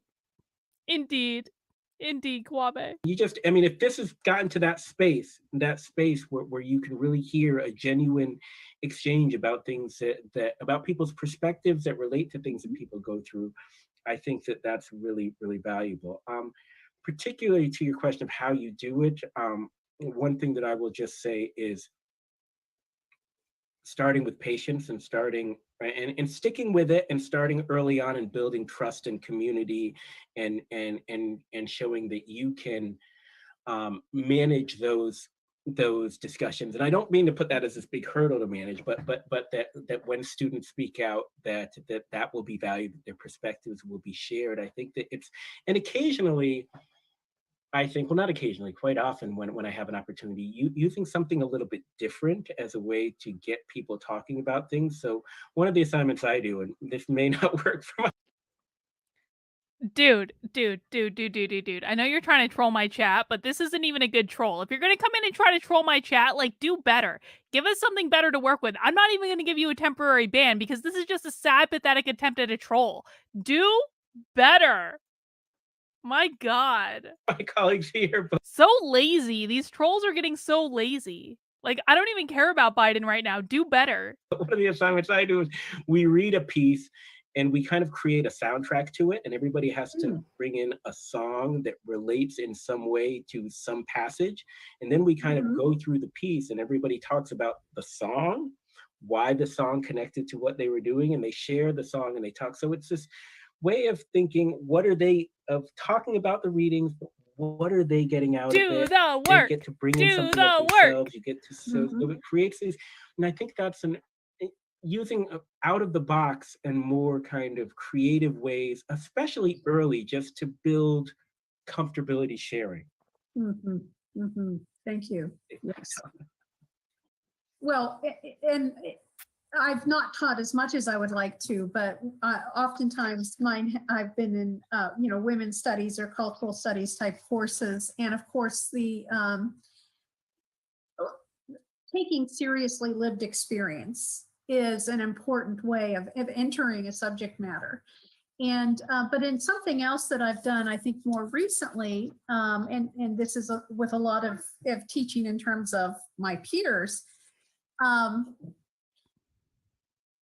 it's helping people understand that we're all raced, we're all sexed, we're all gendered, we all have sexualities. And instead of thinking of it as, these are only certain people have something to say about these different aspects of our lives. And really, I think particularly for white students, gets them to really interrogate what it means. What does white mean? And to realize that it's really oftentimes has very little to do with color. That's something else, but has a lot to do with power. One of the things you were just saying, Michelle, that kind of made me think of that is one way that I've been trying to approach kind of bringing in anti-racist topics is trying to start with a common ground. So most of the students in my class, they're going to go on to be teachers or social workers or clinical psychologists. And so most of them are coming in with this shared goal of helping students at need. And so being able to use that as like a common ground and then addressing the fact that but not all students have equal opportunities and that playing field is not there. And so, I think I mentioned earlier that I often will start by trying to have these conversations related to things that are relevant for topics in my class, but I think that often can then lead to broader conversations, like when we think about the role of police in management of mental health, that is very relevant right now. And so we might be talking about in terms of how can you advise clients in terms of going to the ER room or calling a crisis. I thought that this was about students and anti-racist teaching. So why are we talking about advising clients in regards to their relationships with the police? I'm just saying, can we stay focused here for just an hour?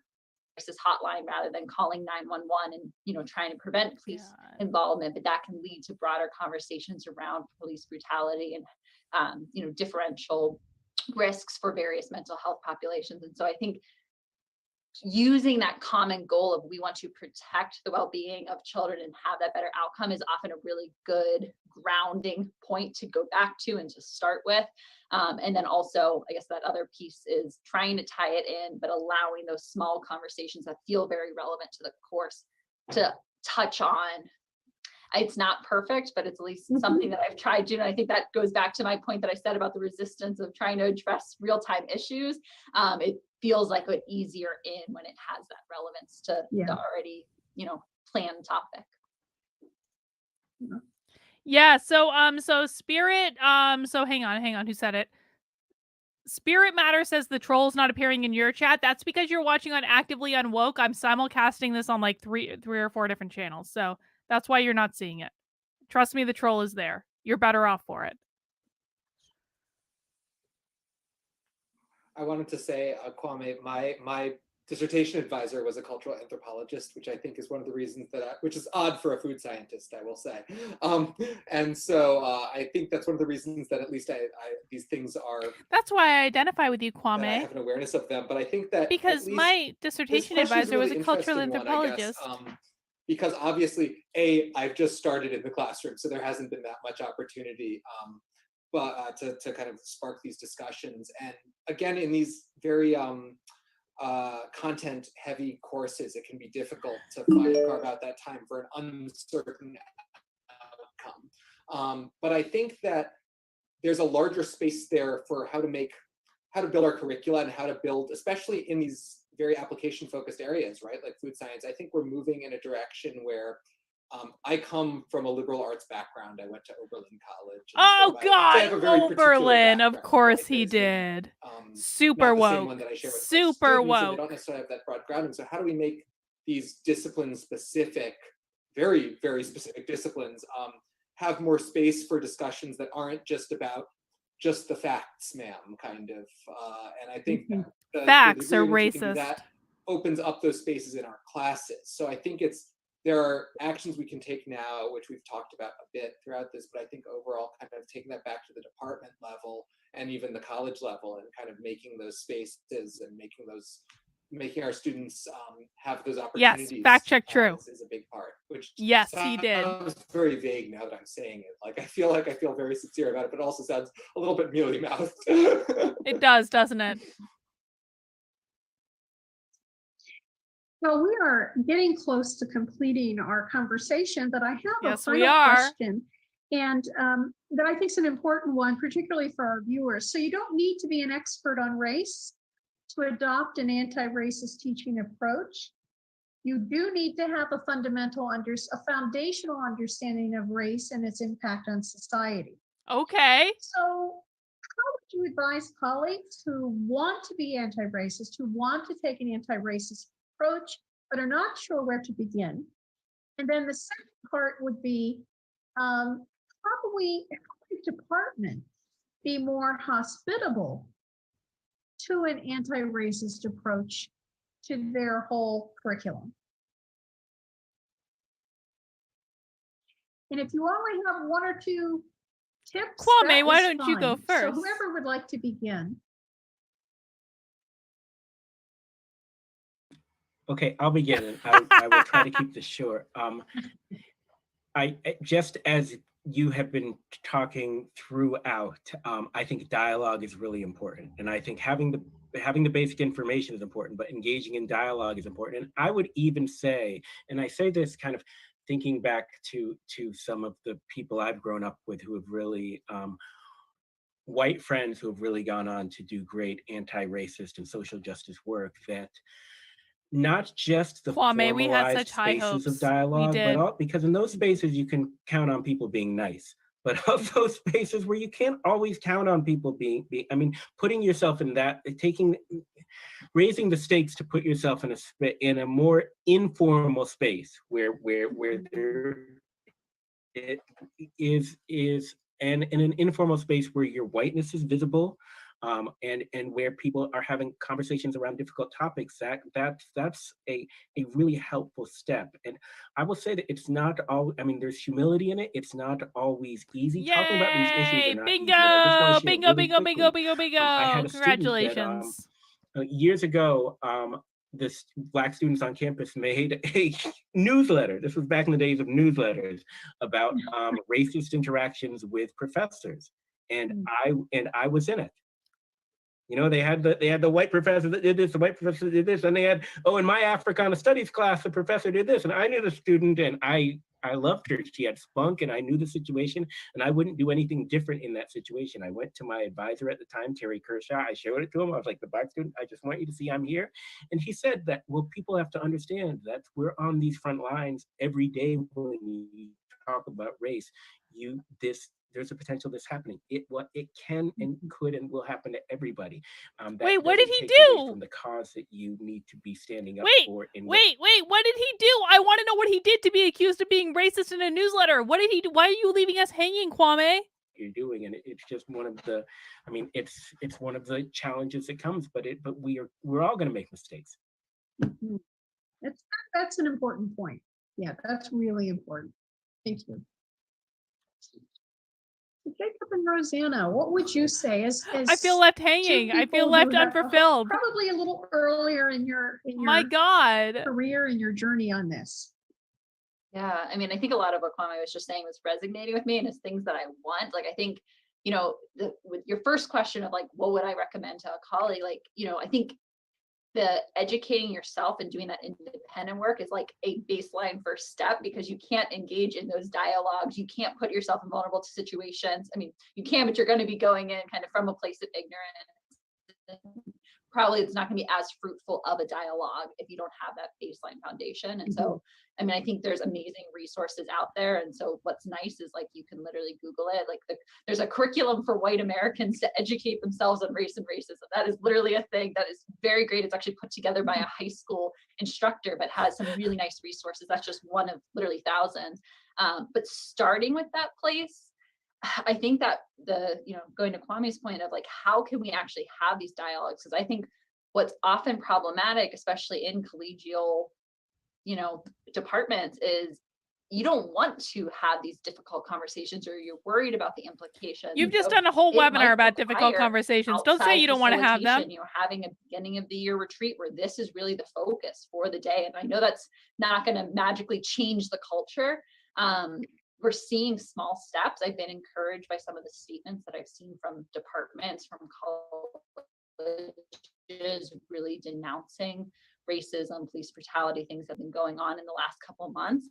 But I think we need to also then back that up with daily actions. And we as faculty need support for how to actually be able to handle those situations. And I agree that it's, helpful in being able to learn and have students call us out. But I also think that that's a difficult situation. This class was helpful in terms of how to deal with student feedback, how to respond when these are happening in the classroom. But we need some of that instruction, because that isn't something that's naturally get defensive, and that can really put up barriers and prevent that helpful dialogue from happening. So I guess I didn't really suggest anything, but I guess to sum that would be, it needs to be, at an individual level, a systemic level, and there needs to be a lot of support in place. And it can't just be, I would say, within the department or within any one faculty member to make change.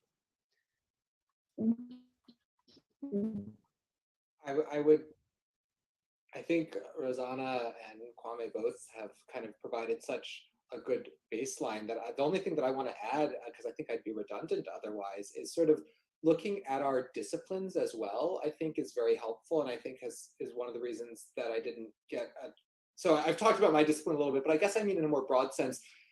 As academics, there are a number of sort of either within our disciplines or disciplines like science and technology studies or anthropology or critical studies, right, have a lot of resources for looking at the way that we do knowledge and the way that we do academia, that I think, at least for me, because I guess that's my orientation, really helped open my eyes and helped kind of cultivate some of this baseline empathy that's helped me kind of want to engage in anti-racist pedagogy and this kind of thing.